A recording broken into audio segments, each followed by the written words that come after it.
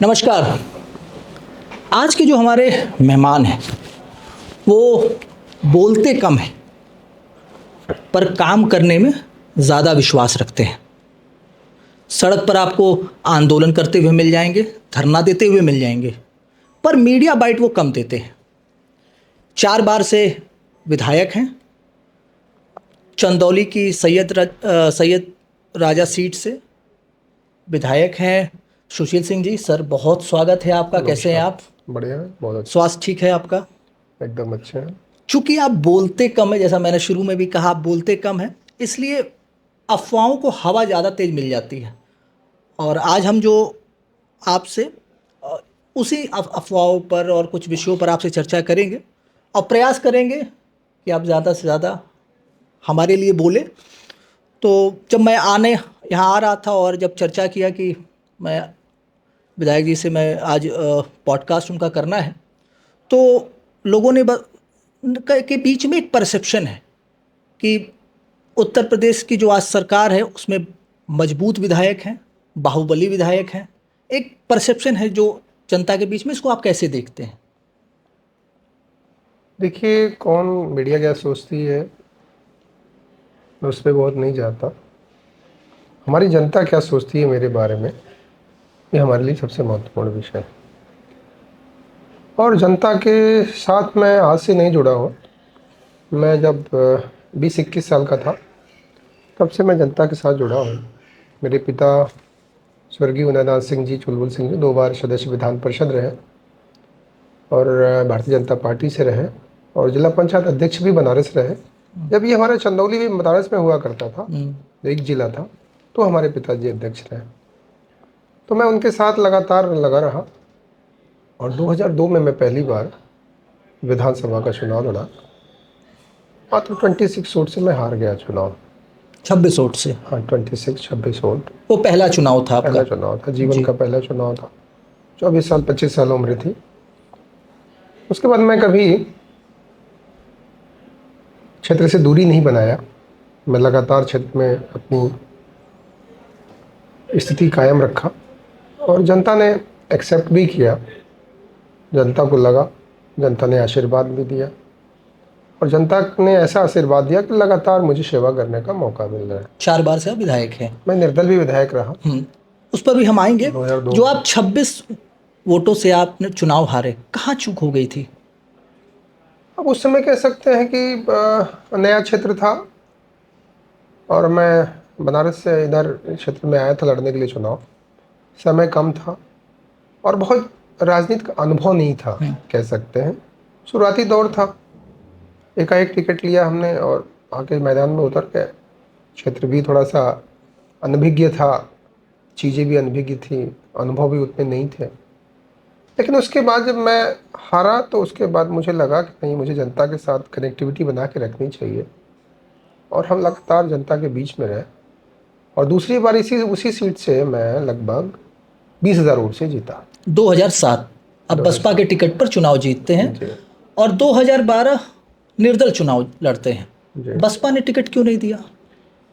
बसपा के सिस्टम को आप जानते ही हैं। बसपा 2-3 चीज़ों को लेके बहन मायावती जी नाराज़ हो गई थी, मेरे पिताजी को लेकर, मेरे चाचा जी को लेकर के और कुछ राजनीतिक परिस्थितियों को देखते हुए। क्योंकि मेरे पिताजी स्वर्गीय उदयनाथ सिंह चुलबुल सिंह जी लगातार एमएलसी रहे, तो वो चाहती थी कि किसी और को लड़ाना चाहते थे। तो मैंने चाचा जी को लड़ाया और चाची जी को लड़ाया, बाद में वो एक्सेप्ट की।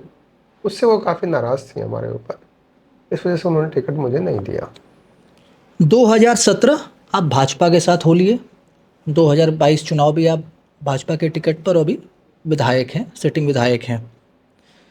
क्या ये जो जीत है वो खुद का समीकरण है या भाजपा का समीकरण है?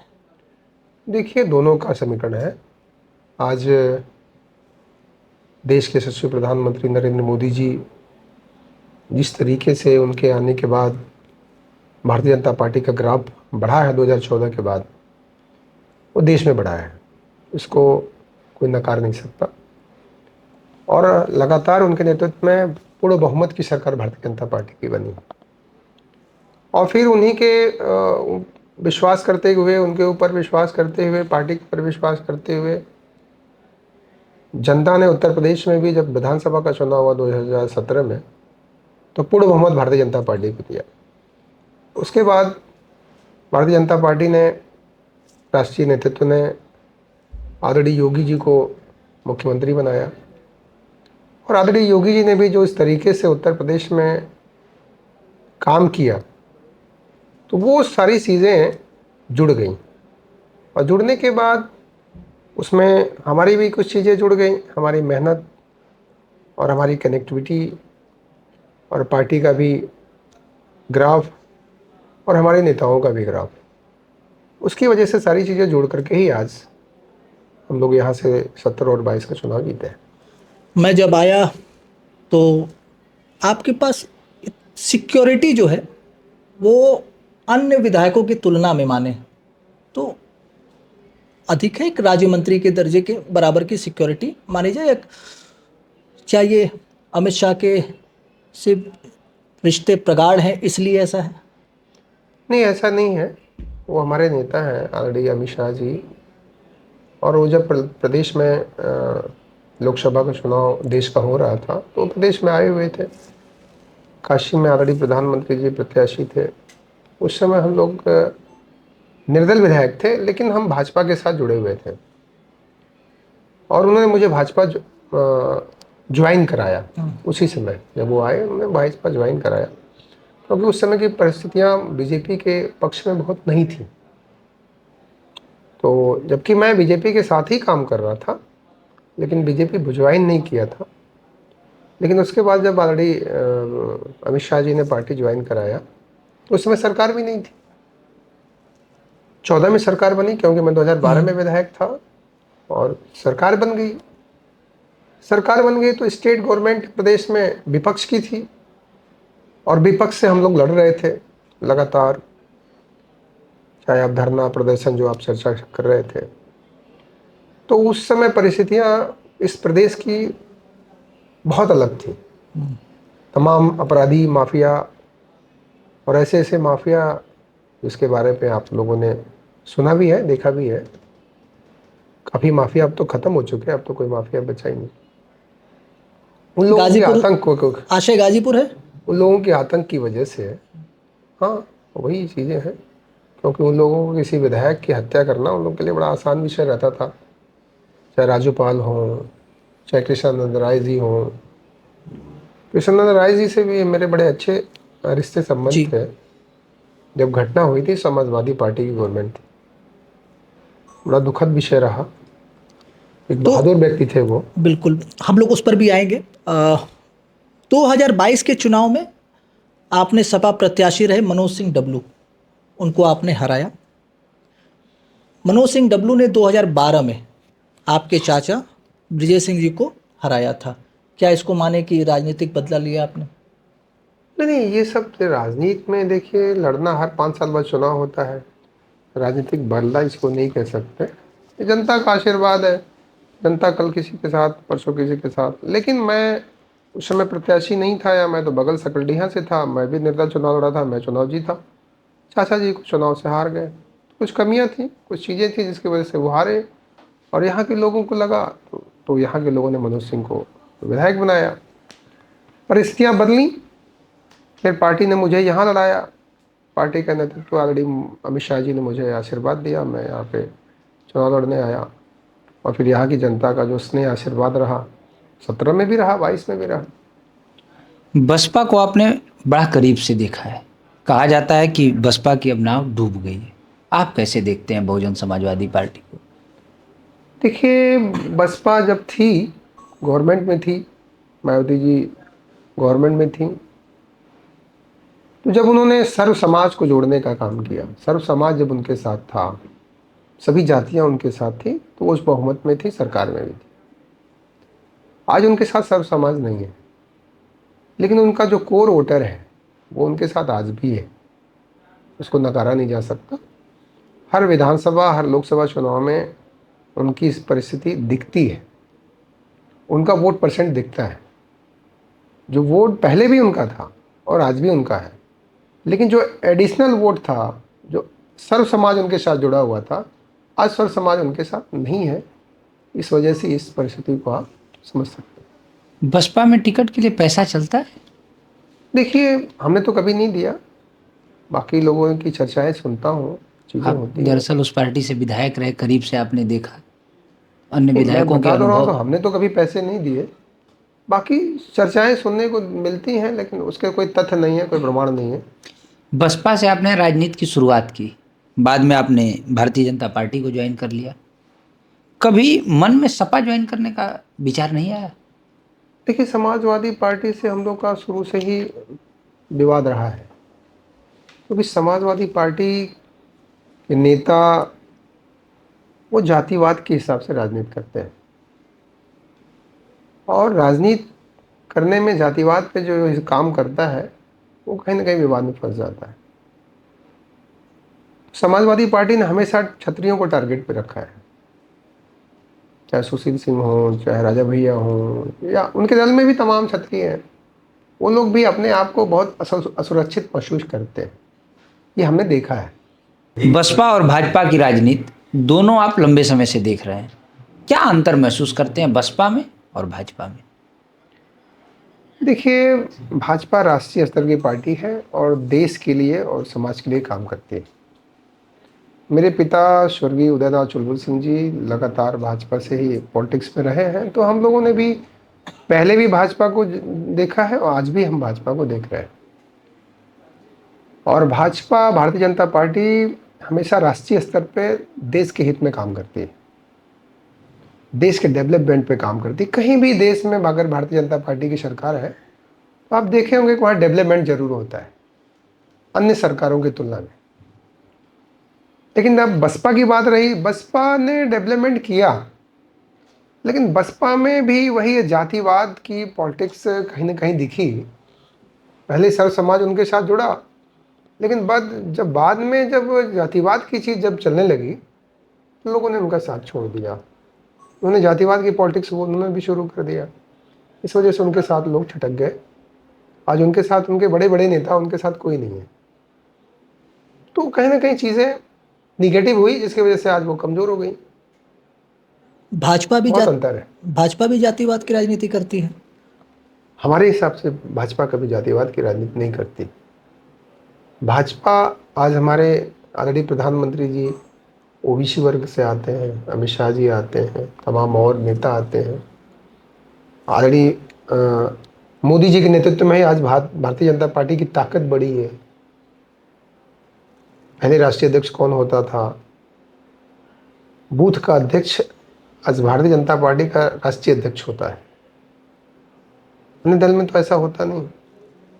चाहे जितने भी लोगों को उठा के देखेंगे आप, आदरणीय अमित शाह जी को, नड्डा जी को, गडकरी जी को, आदरणीय राजनाथ सिंह जी को, जिनको हम जानते हैं, बाकी अटल जी के बारे में भी हम लोगों ने सुना है, तो जितने लोग रहे हैं ये नीचे से आगे बढ़े हैं। नितिन नवीन भी होकर आए। नितिन नवीन जी के वो इतिहास को आप देख लीजिए, यही आप एक वर्तमान स्थिति को देख लीजिए। आदरणीय अमित शाह जी हमें लगता है बूथ अध्यक्ष भी रहे हो। ये है भारतीय जनता पार्टी के काम करने का तरीका। भारतीय जनता पार्टी कभी जातिवाद पे काम नहीं करती, सर्व समाज पे काम करती है, सबका साथ सबके विकास पे काम करती है। हमारे आदरणीय नरेंद्र मोदी जी जो भी योजना लाते हैं तो सबका लाभ हो रहा है, देश का इंफ्रास्ट्रक्चर बढ़ रहा है तो सबका भला हो रहा है, सबका विकास हो रहा है। कोई योजना आ रही है गांव में तो सबके लिए आ रही है, भेदभाव नहीं हो रहा। हमारे हिसाब से कहाँ दिख रहा है। यादव भी योजना का लाभ पा रहा है, मुसलमान भी योजना का लाभ पा रहा है, दलित भी पा रहा है, और सबसे ज़्यादा संख्या में वो पा रहा है। लेकिन एनकाउंटर सबसे ज़्यादा ब्राह्मण और यादवों का हो रहा है, जो आंकड़े बता रहे हैं। आप सही आंकड़ों को देखिए। अभी एक छतरी का भी इनकाउंटर हुआ था, किसी ने नहीं बोला। उसके पहले एक दूल्हे को सोनपुर में किसी अपराधी ने मारा, उसका इनकाउंटर हुआ। कोई किसी को मारेगा, उसका इनकाउंटर नहीं होगा। चाहे वो छतरी हो, चाहे ब्राह्मण हो, चाहे कोई भी हो, अपराधी अपराधी होता है। आपने अजीत बिंद की चर्चा की, मुझे लगता है दूल्हे वाला जो बिंद वाली घटना थी। नहीं, हम जौनपुर की बात करें, आप वो गाजीपुर की बात करें। नहीं, मैं जौनपुर की ही बात कर रहा हूँ। अब कौन था मुझे नहीं मालूम। 2 घटनाएं हुई। कौन था एक मुझे नहीं जौनपुर मालूम। में एक गाजीपुर में, यहाँ एनकाउंटर हो गया, वहाँ भी एनकाउंटर हुआ, लेकिन वहाँ पीड़िता की बहन अब भी न्याय मांग रही है। ये न्याय मांग रही है, हमारी सरकार उसको न्याय देगी। ऑलरेडी योगी जी की सरकार है, न्याय तो मिलेगा। अब वो अलग हो सकता है कि वो कौन लोग हैं, कितना उनका दोष है, क्या नहीं दोष है। अब मीडिया का अलग विषय है, मीडिया उसको अपने तरीके से पेश करता है। लेकिन अभी कुछ दिन पहले एक छत्री का भी इनकाउंटर हुआ था, तो किसी ने तो नहीं बोला। एक किसी यादव का इनकाउंटर हो जाएगा तो अभी देखिए अखिलेश यादव जी रोड पे आ जाएंगे। वो अपराधी है, उनसे मतलब नहीं है। वो तो अतीक अहमद जी को भी कहेंगे बहुत अच्छे आदमी थे, मुख्तार अंसारी जी को भी कहेंगे कि बहुत अच्छे आदमी थे, आतंकवादियों को भी कहेंगे कि बहुत अच्छे आदमी थे। आतंकवादी तमाम लोगों ने कचहरी पे बम फोड़ा, हमारे धर्मस्थलों पे बम फोड़ा, उनको उनके केस वापस लेने तक के लिए उनकी सरकारों ने काम किया। तो ये कौन सा विषय है? जनता देख रही है, जनता जवाब देती रहती है, जनता ने लगातार जवाब दिया है इसका। जनता जो कहेगी वही सही होता है। पार्टियां अपना अलग अलग तरीके से पॉलिटिक्स करती हैं वोट के लिए,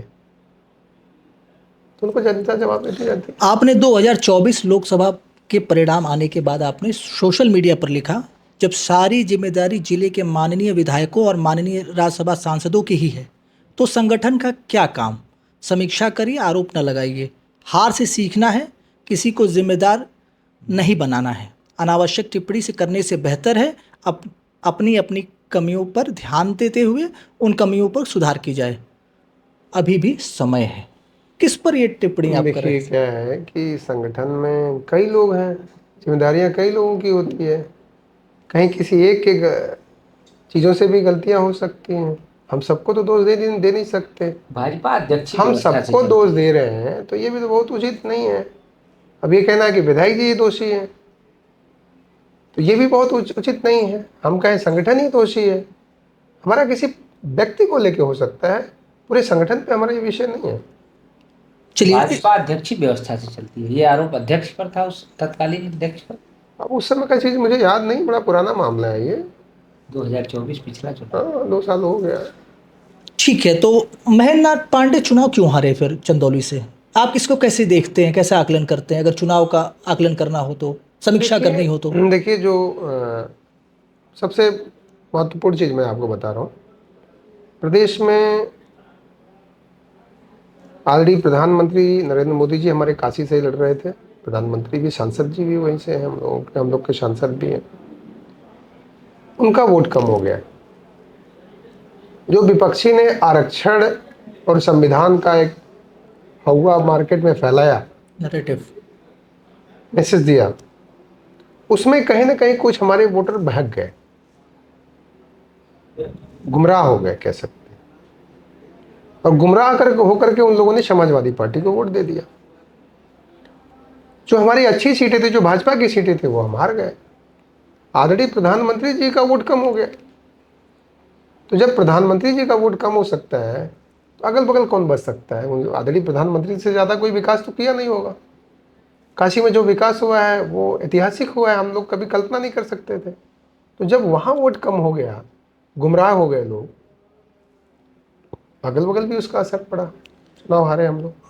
कुछ ही वोट से हारे, कुछ ही वोट से हम लोग हारे, ज़्यादा वोट से तो हारे। समीक्षा में चर्चा में आता है कि समीक्षा अगर की जाए तो क्या छत्री समाज का वोट समाज के प्रत्याशी के साथ चला गया? नहीं, ऐसा नहीं। सपा के साथ देखिए चला मैं गया? तो लगभग 20 सालों से यहाँ पे पॉलिटिक्स में हूँ। जो हमारे क्षत्रिय बूथ्स हैं वो हम लोगों को मालूम है, अन्य जातियों के बूथ्स हैं। जैसे हमारे विधानसभा में एक सिसौड़ा बूथ्स है, सिसौड़ा कला बरहनी में, वहाँ पे सिर्फ ब्राह्मण और दलित है, 2 जातियों का वोट है, न कोई यादव है, न वहाँ मुसलमान है। हमारे ऑलरेडी महेंद्रनाथ पांडे जी पाए 105 वोट, समाजवादी पार्टी पाई 104 वोट। अब किसका वोट गया? छत्री तो था नहीं, या ब्राह्मण ने दिया या दलित ने दिया। तो हमने कहा ना, गुमराह हो गए लोग। वहां यादव, वहां ब्राह्मण और वहां दलित ही वोटर है, दूसरा वोटर वो नहीं है। इसी तरह कई बूथों पे ऐसा हुआ। लेकिन जहां क्षत्रिय बूथ्स हैं वहां पे बीजेपी को ही वोट पड़ा। 90% से एबव वोट क्षत्रियों ने भाजपा को दिया। मैंने कहा ना कि मैं भी पॉलिटिक्स में, मुझे पता है 10% से ज़्यादा लोगों ने विपक्ष में दिया कि हमारा अपना आकलन है, और ये सही है क्योंकि हमारा बूथ बता रहा है। हम राजनीति में देखते हैं तो बूथ को देखते हैं, किस बूथ पे हम जीत रहे हैं, किस बूथ पे हार रहे हैं, किस बूथ पे किसका रेशियो है, कौन कहाँ वोट दे रहा है। उस तरीके से हम पॉलिटिक्स आप काम कह रहे करते हैं क्षत्रिय समाज भाजपा के साथ इंटेक्ट है हैं। कुल 100%, मिलाकर। 100%। तो लोकसभा चुनाव के दौरान एक वीडियो वायरल हुआ, राज्यसभा सांसद का था, जिसमें महेंद्र नाथ पांडे को हराने की बात की जा रही थी। भाजपा के भीतर क्या असंतोष भी था, इसलिए नहीं ऐसे वीडियो देखिए, बाहर आए? उनका वीडियो वायरल जो हुआ है वो तो कहती हैं कि हमारा है था ही नहीं, यही ने बनाया और चला होगा। लेकिन उनका इतना प्रभाव भी नहीं है कि वो अगर कुछ उनके खिलाफ कर देंगे तो वोट कम हो जाएगा या क्षत्रिय समाज गुमराह हो जाएगा।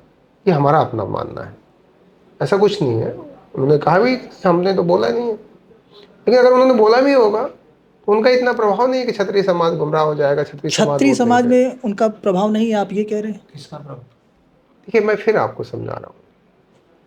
क्षत्रिय समाज अपना नेता आदरणीय राजनाथ सिंह जी को मानता है, क्षत्रिय समाज अपना नेता हमारे आदरणीय योगी जी को मानता है। तो जब हमारे दो दो बड़े बड़े नेता हैं तो किसी एमएलए, किसी एमपी, किसी राज्यसभा का क्या फर्क पड़ना है? कोई फर्क नहीं पड़ता। कोई कुछ भी कह ले, कोई फर्क नहीं पड़ता। तो जनता देख रही है, और क्षत्रिय हमेशा भारतीय जनता पार्टी के ही साथ जुड़ा रहा है, आज पहली बार नहीं है। हाँ, लेकिन कभी कभी कोई प्रत्याशी आ जाता है, कुछ लोग गुमराह हो जाते हैं उसके प्रभाव से, व्यक्तिगत उसके जनाधार से भी प्रभावित हो जाते हैं। ये हमेशा नहीं होता है, कभी कभी होता है। लेकिन विपक्ष के जो हमारे सांसद जी हैं वर्तमान में, उनका भी इतना प्रभाव नहीं है। हम चैलेंज के साथ कहना चाहते हैं 10% से ज़्यादा किसी बूथ पे हमारे क्षत्रियों का वोट नहीं पाए। एक चर्चा रही कि क्या बलिया और चंदौली लोकसभा का जो समीकरण क्षत्रिय बनाम ब्राह्मण रहा और इसका नुकसान भाजपा को उठाना पड़ा? देखिए, मैं फिर कह रहा हूँ कि राजनीति में व्यक्ति का प्रभाव होता है, चाहे वो क्षत्रिय हो, चाहे ब्राह्मण हो, या अन्य कास्ट के भी नेता है। हर नेता का भी अपना व्यक्तिगत प्रभाव होता है। महेंद्र नाथ पांडे जी केंद्रीय मंत्री रहे, प्रदेश अध्यक्ष रहे, फिर भी अपना चुनाव हार गए। एक क्या ये भाजपा के लोगों में जो यूं माने कि स्थानीय नाराजगी रही उनके खिलाफ? चूंकि हम अब समीक्षा कर रहे हैं, चुनाव अब बीत चुका है, तो अब एक कार्यकर्ता के नाते, एक विधायक के नाते आप इसको कैसे देख रहे हैं? देखिए, कुछ लोगों में नाराजगी हो सकती है, लेकिन हम उसको जनरली नहीं कर सकते हैं कि बहुत उनका इन्फेक्ट हो गया, उसकी वजह से नाराज हो गया, ऐसा कुछ नहीं है। उन्होंने पंडित कमलापति त्रिपाठी जी के बाद, यहाँ चर्चा होती है जनपद चंदौली में कि पंडित कमलापति त्रिपाठी जी ने डेवलप बहुत किया, और सच्चाई भी थी। उसके बाद अगर जनपद में किसी ने विकास किया तो महेंद्र नाथ पांडे जी ने किया, इसको नकारा नहीं जा सकता। विपक्ष की भी इसको मानता है। और बात रही रिएक्ट का विषय, तो कुछ लोग हो सकते हैं जिनको फायदा नहीं, बहुत लोग, देखिए क्या है पॉलिटिक्स में, बहुत लोग व्यक्तिगत किसी के साथ जुड़ जाते हैं, उनका लाभ हानि होता है तो छोड़ देते हैं, रिएक्शन करते हैं। ऐसी संख्या 1-8% हो सकती है, लेकिन इतना विकास नहीं। पर जाति हावी हो गया? देखिए, जाति को भी नहीं कह सकते, जाति कोई हावी नहीं हो गया।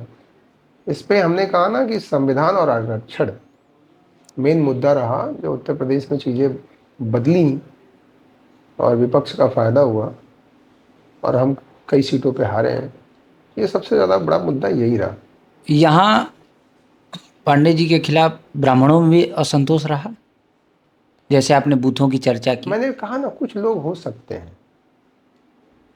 कुछ लोग हो सकते हैं, कुछ ब्राह्मण भी नाराज रहे होंगे, कुछ क्षत्रिय भी ना, कुछ 10%। हमने कहा ना कि विपक्ष पे गया, 10% हो सकता है ब्राह्मण भी विपक्ष पे गए होंगे, क्योंकि हर व्यक्ति का संपर्क होता है। किसी का ब्राह्मण के साथ भी होता है, किसी का क्षत्रिय के साथ भी होता है, किसी अन्य जाति के साथ भी होता है। तो व्यक्तिगत कुछ वोट परसेंट भी इधर उधर जाते हैं नेताओं के। आप ये स्वीकार नहीं कर रहे कि उनकी व्यक्तिगत स्वीकार्यता चंदौली में कम हो गई थी, जो चर्चा बाहर पूर्वांचल की राजनीति में? नहीं, हम इस चीज़ को नहीं मानते। महेंद्र नाथ पांडे जी हम सबके नेता हैं, और जीत हार देखिए, अच्छे अच्छे लोग भी चुनाव हार जाते हैं। अटल जी चुनाव हारे हैं, इंदिरा गांधी जी चुनाव हारी हैं, और सबसे बड़ी बात है कि हमारे ऑलरेडी प्रधानमंत्री जी बगल से, मतलब बनारस से लोकसभा लड़े, उनका वोट कम हो गया। तो पांडे जी हारे हैं तो ये नहीं कह सकते कि जनता ने वोट नहीं दिया। जनता ने 5 लाख वोट दिया, 5 लाख वोट मिला उनको, कैसे कह सकते हैं? मात्र 20-22-21 हज़ार वोट से हारे हैं। आप उसको दूसरे वे में लेंगे कि बहुत रिएक्शन था, ऐसा हमारे हिसाब से संभव नहीं। हमको ऐसा नहीं लगता, क्योंकि हम जो बात कर रहे हैं आपसे, हम प्रूफ के साथ बात करते हैं, एविडेंस के साथ बात करते हैं। हवा हवा हमारे बात करने का तरीका नहीं। कृष्णानंद राय जी से कैसे संबंध थे आपके? कृष्णनाथ राय जी भाजपा से जुड़े हुए थे, बहुत ही अच्छे नेता थे और मजबूत व्यक्ति थे। वो दबते नहीं थे किसी से, चाहे मुख्तार अंसारी हो चाहे कोई हो, किसी से दबते नहीं थे। वो डरते नहीं थे, इसी वजह से उनका मर्डर हो गया। अगर डरे होते तो बचे होते। डर भी जरूरी है। डर भी जरूरी होता है। अगर सामने खाई है तो हमें बचना चाहिए। आप किसी से डरते हैं? नहीं, हम ऊपर वाले से डरते हैं। ईश्वर के पास उसके लाठी में आवाज़ नहीं होती ना, वो जिसको मारता है वो बचता नहीं है। कैसे नेता थे भगवान से तो डरते हो। कैसे नेता थे कृष्णानंद राय? नेता बहुत अच्छे नेता थे। मैं 2002 का चुनाव लड़ रहा था, वो भी चुनाव लड़ रहे थे। वो चुनाव जीत गए, मैं चुनाव हार गया। उसी के बाद 2005 में उनका मर्डर हुआ। वो अफजल अंसारी को हराए थे, क्योंकि हमने कहा ना कि वो दबते नहीं थे। उन्होंने एक आतताई, कह सकते हैं आतंकवादी टाइप के लोग हैं वो लोग। उन लोगों ने जाने कितने गाजीपुर में लोगों का मर्डर किया, कितने बहन बेटियों के मांग को उन्होंने उजाड़ा। ये मैं नहीं कह रहा हूँ, रिकॉर्ड कह रहा है। ये रिकॉर्ड कह रहा है, मेरा ही कहना नहीं हो सकता है कि मैं विरोधी हूँ तो लोग कह सकते हैं कि कह रहे हैं। ये रिकॉर्ड है उनका। गाजीपुर का रिकॉर्ड उठाएंगे, इतिहास उठाएंगे तो आपको मिल जाएगा। वो हमेशा उसने हिंदुओं को मारा, किसी मुसलमान को उसने कभी नहीं मारा, न मरवाया। और हमेशा हिंदुओं को उसने हिंदुओं से ही मरवाया, मुसलमान को भी यूज नहीं किया। भगवान ने उनको अपनी जगह भेज दिया। अगर आज कृष्णानंद राय होते और प्रदेश में भाजपा की सरकार है, तो क्या गाजीपुर की राजनीति में भाजपा की स्थिति अलग होती? हो सकता था, क्योंकि वो नेता थे, जमीनी नेता थे। मैंने उनको जब बहुत नज़दीक से मैं देखा था, बहुत लोगों से उनका लगाव था, उनका संपर्क था, कनेक्टिविटी उनकी बहुत थी। जैसे हम लोग की कनेक्टिविटी होती है, उसी तरह उनकी कनेक्टिविटी थी। और कनेक्टिविटी की वजह से उनको पता था कि हमारे ऊपर हमला हो सकता है, लेकिन उनके जनता ने उनको बुलाया, वहाँ वो चले गए। वो चीज़ों को नहीं समझ पाए कि सरकार उनके अगेंस्ट है, लोग जो उनके जो खिलाफ हैं वो आतंकवादी टाइप के लोग हैं। और उनके ऊपर हमला तो इस तरह का भी होने वाला था कि बुलेट प्रूफ गाड़ी से भी होते तो उनके ऊपर हमला होता। एलएमजी तक पकड़ी गई थी, उनको मारने के लिए आई थी। LMG deputy SP Shailendra Singh ने पकड़ा भी था। सरकार समाजवादी पार्टी की थी, उनको रिजाइन देना पड़ा डिप्टी एसपी को। मुलायम सिंह जी का इतना नौकरी से बर्खास्त हुए बेचारे। तो ऐसे आतंकवादी जो लोग रहे हों, तो आदमी अगर उनसे लड़ रहा है तो बहुत छोटा मोटा विषय नहीं हो सकता। चाचा ब्रिजेश सिंह बना मुख्तार सिंह, मुख्तार अंसारी, ये आंच कभी आप तक पहुंची? नहीं, आज तो थी। आज नहीं होती तो मुझे सुरक्षा की जरूरत क्या होती? कहीं ना कहीं मुख्तार अंसारी को ये दिखता था कि ये परिवार को अगर हम नुकसान पहुंचाएंगे तो हमारी धाक और बढ़ेगी। तो हमने कहा ना कि हम डरने वाले नहीं, हम डरते हैं तो सिर्फ भगवान से डरते हैं, किसी अपराधी किसी माफिया से हम तो डरते नहीं। तो इस वजह से सुरक्षा लेके चलना, ये इसको डर नहीं कहा जा सकता। सुरक्षा लेके चलना, इसको डर नहीं कहा जा सकता। हमारी सेंट्रल गवर्नमेंट ने ऑलरेडी, अमित शाह जी ने सुरक्षा दिया है, और भी हमारी स्टेट से भी हमें सुरक्षा है, तो मैं वही सुरक्षा लेके चलता हूँ। बाकी आप देखेंगे मैं बहुत ज़्यादा भीड़ भाड़ अब लेके नहीं चलता। आप अंसारी परिवार को माफिया कहते, बाहुबली कहते, आप आतंकवादी कह रहे हैं। अब मैं तो कह रहा हूँ ना कि जो 500 गोलियां चलवा रहा है वो आतंकवादी ही हो सकता है। जो एलएमजी, सेना की एलएमजी वो चोरी से मंगा ले रहा है, वो आतंकवादी नहीं तो क्या है? वो बड़ी बड़ी घटना, न जाने कितने लोगों को मारना, ये तो गंभीर विषय है, कोई व्यक्तिगत विषय। मनोज सिन्हा जी के भी उनके भतीजों को उसने मारा, मरवाया। कृष्ण नंद राय जी के लोगों को मरवाया। लगभग 50 से ज़्यादा भारतीय जनता पार्टी के कार्यकर्ताओं को उसने मरवाया। तो बंगाल में जो अभी हालत थी उससे बड़ी हालत यहाँ थी, बदतर। 2014 से 17 से पहले यहाँ प्रदेश की बहुत बदतर स्थिति थी। राजूपाल विधायक की हत्या हुई समाजवादी पार्टी गवर्नमेंट में, कृष्ण राय जी की हत्या हुई समाजवादी पार्टी गवर्नमेंट में। तो ये सब चीजें क्या है? 5500 गोलियां मारना, ये कौन चीज, कौन, ये क्या है? इसका क्या दर्शाता है? ये आतंकवाद नहीं आपने है तो कहा क्या कि है? मनोज सिन्हा के भतीजे की हत्या उन्होंने करवाई, कृष्णानंद राय की हत्या करवाई, दोनों तरफ से सैकड़ों हत्याएं हुई। फिर आपसे कह रहे हैं, दोनों लेकिन तरफ से किसकी हत्या हुई, आप डाटा निकाल के देख लीजिए। लेकिन पिछले दिनों एक फोटो वायरल हुआ अफजाल अंसारी और मनोज सिन्हा। उस फोटो को संभवतः आपने भी देखा होगा। हाँ, हमने देखा था मीडिया में।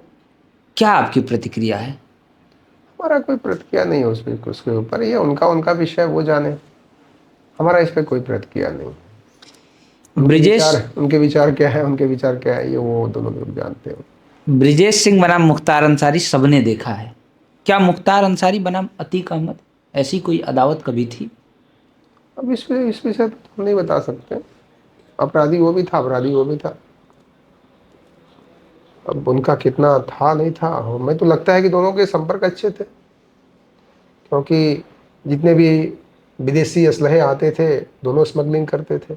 आपने पिक्चर भी देखा होगा। अब धुरंधर का जिक्र कर रहे हैं। तो ये सच्चाई है। तो ये दोनों का जुड़ाव धर्म के स्मगलिंग, हिसाब से था। दोनों स्मगलिंग करते थे। असलहे की सप्लाई भारत में पूरा लाने का काम करते थे, ड्रग्स का सप्लाई करते थे, पैसे का ये लोग हेरा फेरी करते थे। इसलिए तो इनका दिमाग खराब था। सरकार का इनको सपोर्ट मिलता था, क्योंकि सरकार को वोट की जरूरत थी। तो इसलिए आतंकवाद की तरह ये काम कर रहे थे। ये धुरंधर 2 में आपको दिखाई दिया होगा। ये फिक्शन भी तो प्रमाण हो है। सकता है, फिक्शन भी हो सकता है, मूवी है, फिक्शन हो सकता है। नहीं, हम नहीं मानते। हम लोग तो देख रहे हैं ना। अतीक अहमद को भी हम लोगों ने देखा है, कितना आतंक रहा है उसका। अब प्रयाग में जाइए, लोगों से पूछिए, पूजा पाल से पूछिए और लोगों से पूछिए, लोग बताएंगे। जिनके साथ हुआ है उनसे पूछिए, वो बताएंगे। आपको एविडेंस मिलेंगे, प्रूफ मिलेंगे कि उन लोगों ने कितना आतंक किया है।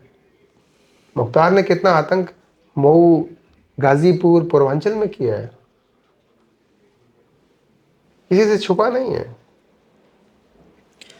मुख्यमंत्री योगी आदित्यनाथ पर जाति का आरोप बहुत लगता है कि कहा जाता है कि प्रदेश में ठाकुरवाद चरम पर है।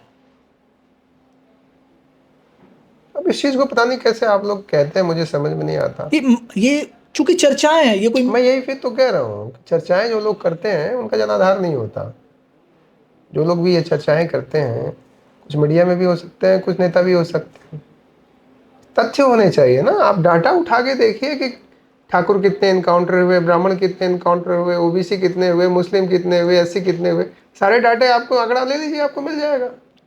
अब कोई कुछ कहता है तो अभी किसी छत्री का एनकाउंटर होगा, कोई नहीं बोलेगा। अभी किसी यादव का एनकाउंटर होगा, सब चिल्लाएंगे। तो आप, अपराधी तो अपराधी होता है, चाहे क्षत्रिय हो, चाहे ब्राह्मण हो, चाहे ठाकुर हो। ये चीज को बनाना तो मीडिया बनाती है, लोग कुछ कहानी उसको हवा देते हैं। लेकिन एविडेंस क्या कर रहा है? आप एविडेंस से बात करेंगे ना। हमारे देश में हाई कोर्ट भी है, प्रदेश में सुप्रीम कोर्ट भी है, सब लोग जाते भी हैं। सरकारों से ऊपर कोर्टें भी तो हैं। अगर गलत होता तो कोर्टें भी टिप्पणी करती, लेकिन ऐसा तो है नहीं। रही जातिवाद की बात, हमें एकदम नहीं समझ में आता है कैसे लोग बात करते हैं। आप चंदौली को उठा के देख लीजिए, किस स्थानों पे कौन सा पुलिस का कप्तान, पुलिस के इंस्पेक्टर हैं इंचार्ज, या एसपी कौन है, डीएम कौन है। बनारस में देख लीजिए कि कितने छत्रियों को चार्ज मिला हुआ है। अब किस रूप में हम हैं? यहाँ पे विधायक हैं, पहले साधना सिंह जी हमारी बगल में एमएलए थी, जो राज्यसभा है, वो पहले एमएलए थी, उनको टिकट नहीं मिला। लेकिन इसी चंदौली से 2 राज्यसभा सांसद दोनों क्षेत्रीय ये समाज। उनका सौभाग्य है, पार्टी की कृपा है। पार्टी ने देखा, पार्टी ने दिया। तो पार्टी की कृपा है, पार्टी की कृपा पे सभी लोग हो रहे हैं। कहा तो ये भी जाता है और मीडिया गलियारों में चर्चा भी रहती है कि छत्री विधायक हैं, उनकी विभागों से लेकर प्रशासन तक में सुनवाई बहुत है, लेकिन अन्य विधायकों की एसएचओ तक नहीं सुनता। अब ये पता नहीं आप कैसे कह रहे हैं। आपको पूर्वांचल में कितने छतरी दिखाई दे रहे हैं, बता दीजिए। बनारस में कोई छतरी विधायक है क्या? भदोही में कोई छतरी विधायक है क्या? सोनभद्र में कोई छतरी विधायक है क्या? मिर्जापुर में कोई छतरी विधायक है क्या?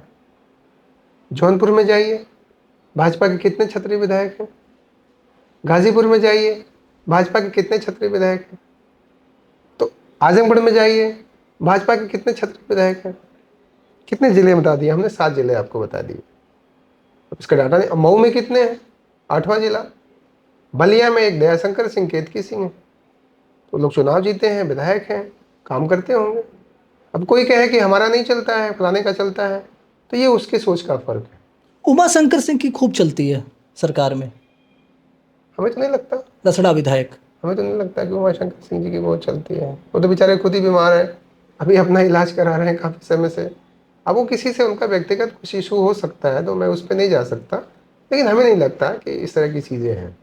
व्यक्तिगत उनका व्यवहार है, काम करने का उनका तरीका है, अधिकारी उनसे उनके व्यवहार से खुश रहते होंगे, काम करते होंगे, वो अलग विषय है। एक टकराव और सुनने को मिलता है कि भाजपा के कार्यकर्ता और प्रशासन में ये टकराव जो है बना रहता है, और इसमें कार्यकर्ताओं से ज़्यादा अफसरों की चलती है। नहीं, देखिए, कुछ अफसर व्यक्तिगत हो सकते हैं कि जो मानसिकता से ग्रसित तो हों, ऐसा कहीं कहीं होता भी है, लेकिन हर जगह ऐसा नहीं है। अफसरशाही ज़्यादा है इस सरकार में। कहीं कहीं है, कुछ कुछ ऐसे अधिकारी हैं, लेकिन उनके ऊपर कार्रवाई भी होती है। जैसे हमारे जनपद में कोई अफसरशाही को नहीं कह सकता कि अफसरशाही हावी है। गलत है तो हम लोग शिकायत करते हैं, और प्रूफ होते हैं तो हमारे आरडी योगी जी हटाते भी हैं उनको, कार्रवाई भी उनके खिलाफ करते हैं। बहुत से हमारे जनपद में हुआ है, हमारे यहाँ नहीं, अगल बगल कई जनपदों में हुआ है। कहा तो ये भी जा रहा है कि सरकार से ब्राह्मण भी नाराज बहुत हैं। ये मीडिया का लोगों का हवा दिया जा रहा है। पीएन पाठक के आवास पर विधायकों का बैठक होना और प्रदेश अध्यक्ष जी की फटकार को लगाना, इन दोनों को जोड़ करके देखें और अन्य घटनाओं को देखें तो ब्राह्मण नाराज सच में बहुत है। देखिए, ये बड़ी अजीब स्थिति है। अगर कोई समाज एक साथ बैठ रहा है तो इस पर कोई टिप्पणी भी नहीं होनी चाहिए। उसके पहले हम लोग भी बैठे थे। तो प्रदेश अध्यक्ष जी की टिप्पणी गलत थी? नहीं, प्रदेश अध्यक्ष जी को कहीं से किसी विशेष चीज को हो सकता लगा होगा उनको कि ऐसा दोबारा नहीं होना चाहिए, लेकिन अगर एक साथ हम बैठ रहे हैं तो ये खराब। अब कहीं हो सकता है कोई चीज़ हो, कोई विषय हो, तो हम नहीं कह सकते कि इस विषय पे कहाँ क्या बात हुई, लेकिन एक भाईचारा के नाते भी हम एक दूसरे के साथ बैठ लेते हैं। और उसको हवा दिया जाए कि क्षत्रिय इकट्ठा हो रहे हैं, ब्राह्मण इकट्ठा हो रहे हैं, ऐसा कुछ नहीं है। ये एक भाईचारे का विषय। हम लोग ब्राह्मण जो हमारे विधायक हैं उनके साथ भी हमारे अच्छे रिलेशन है, हम लोग एक साथ उठते हैं, बैठते हैं, वो चीज़ तो मीडिया में नहीं आएगी। अब कोई क्षत्रिय थोड़े विधायक हमारे साथ बढ़ गया तो क्षत्रिय बैठक कर रहे हैं, ऐसा नहीं है। वो तो प्रेम भाव का विषय है, भाईचारा का विषय है।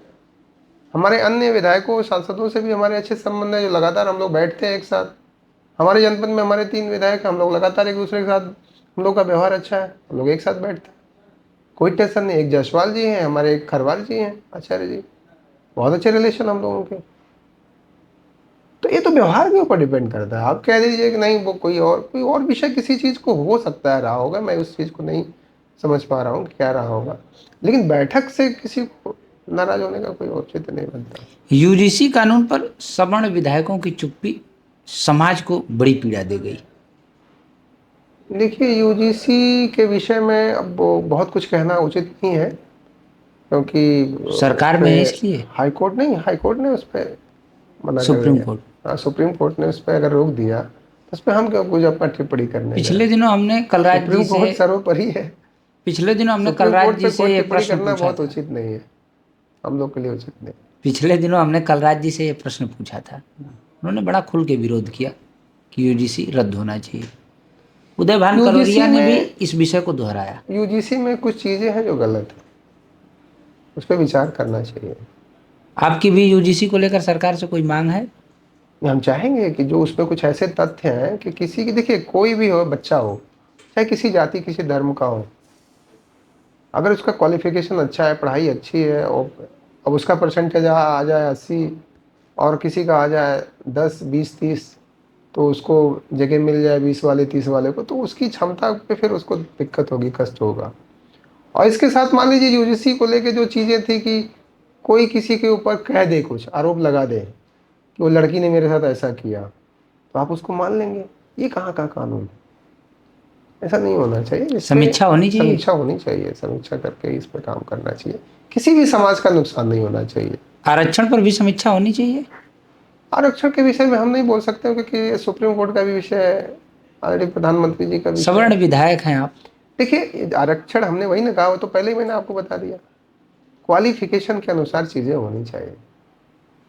देखिए जो अन्य जातियों में भी, सवर्णों में भी, ओबीसी में भी, एससी में भी, एससी जैसे बहुत ऐसे लोग हैं जो आईएएस हैं, आईपीएस हैं, इंजीनियर हैं, डॉक्टर हैं, आरक्षण का लाभ वही पा रहे हैं, बाकी गांव के छेदीराम का बेटा नहीं पाता। उनका नेतराम जी का बेटा पा जाएगा क्योंकि वो आईएएस है, वो आईएएस उनका बेटा पढ़ा लिखा है, अच्छे स्कूल में पढ़ेगा। गांव के जो गरीब राम है उनका बेटा कहाँ पाएगा? नहीं पाएगा। तो कोई भी जाति का व्यक्ति हो उसको आरक्षण की प्रक्रिया पर थोड़ा विचार भी करना चाहिए। भाजपा हिंदुत्व की बात करती है लेकिन सवर्ण समाज को निशाना बनाया जाता है। क्या पार्टी सवर्ण समाज को हिंदू एकता का अभिन्न अंग मानती है और उनके विरुद्ध होने वाले अभियानों पर अंकुश लगाती है? नहीं, ऐसा नहीं। देखिए अभी आप, मैं बता दूं, हमारे देश के रक्षा मंत्री ऑलरेडी राजनाथ सिंह जी हैं, हमारे प्रदेश में मुख्यमंत्री ऑलरेडी योगी जी हैं, बगल में जाइए तो आपको धामी जी मिलेंगे। बहुत सी स्टेटों में मुख्यमंत्री, और भी हमें लगता है एक आध जगह और है, महाराष्ट्र है। महाराष्ट्र नहीं, वो तो ब्राह्मण ब्राह्मण। तो बहुत सी जगहों पे ऐसे हैं। अब उस चीज़ को हम कैसे कह सकते हैं अंकुश लग रहा है? अब ये जरूर है कि हमको जब सबको लेके चलना है, ऑलरेडी प्रधानमंत्री जी का लक्ष्य है सबका साथ सबका विकास, हमें डेवलप करना है, हमें काम करना है। तो जब तक हम सभी समाज को नहीं जोड़ेंगे तब तक हम अपनी पार्टी को मजबूत नहीं कर सकते। हम सबका विकास चाहते हैं। सभी को जोड़ने में सवर्ण छूट नहीं रहा। नहीं, ऐसा नहीं, सवर्ण भारतीय जनता पार्टी के साथ है। क्योंकि वर्तमान में बेरोजगारी और पलायन, ये जो दो मुख्य मुद्दे हैं, ये सवर्ण समाज के साथ ज़्यादा है। सवर्ण समाज की जनसंख्या भी तेजी से घट रही है।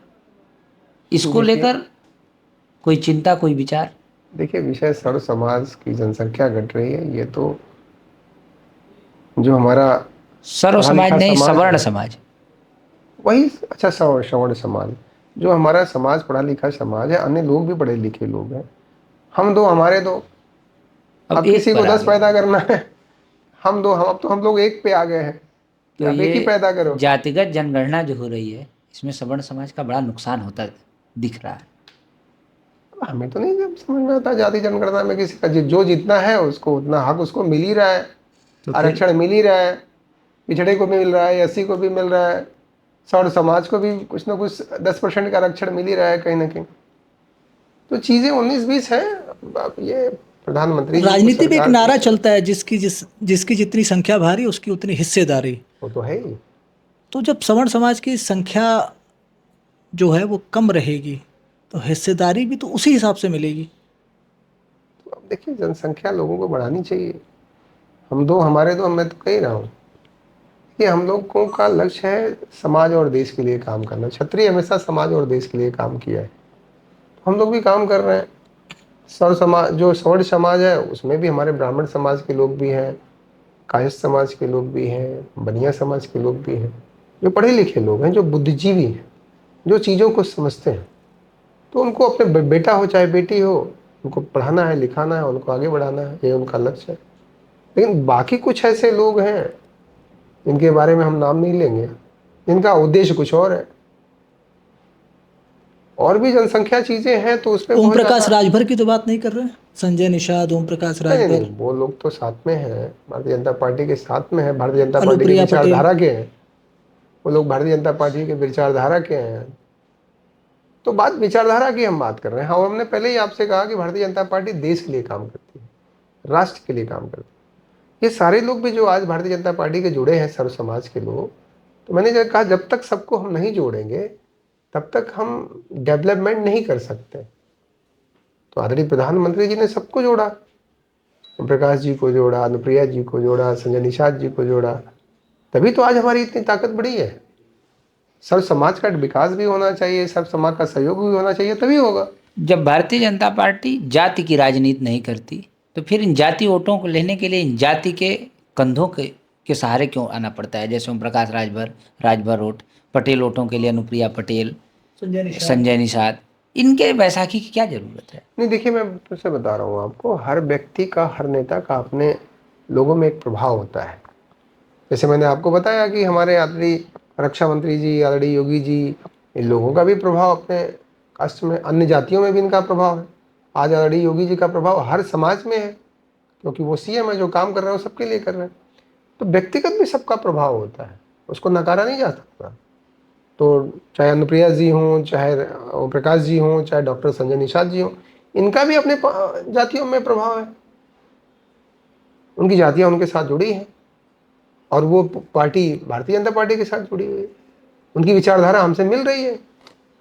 हमारे पास भी हमारे नेता भी उसमें कई लोग हैं, ओबीसी समाज के लोग हैं, एससी समाज के लोग हैं, लेकिन हम सबको जोड़ के चलने का प्रयास करते हैं।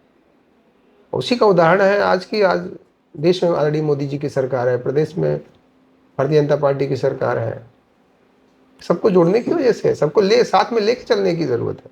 ये भगवान राम रहे तो उन्होंने भी सबको लेके चलने का प्रयास किया, तो भारतीय जनता पार्टी भी सबको लेके चलने का काम कर रही है। अखिलेश यादव के पीडीओ कैसे देखते हैं आप? देखिए, अखिलेश यादव जी जो पीडीए की कहानी करते हैं वो पूरी तरह से फेल है। पीडीए के लिए वो करते क्या है? सिर्फ पीडीए की बात करते हैं।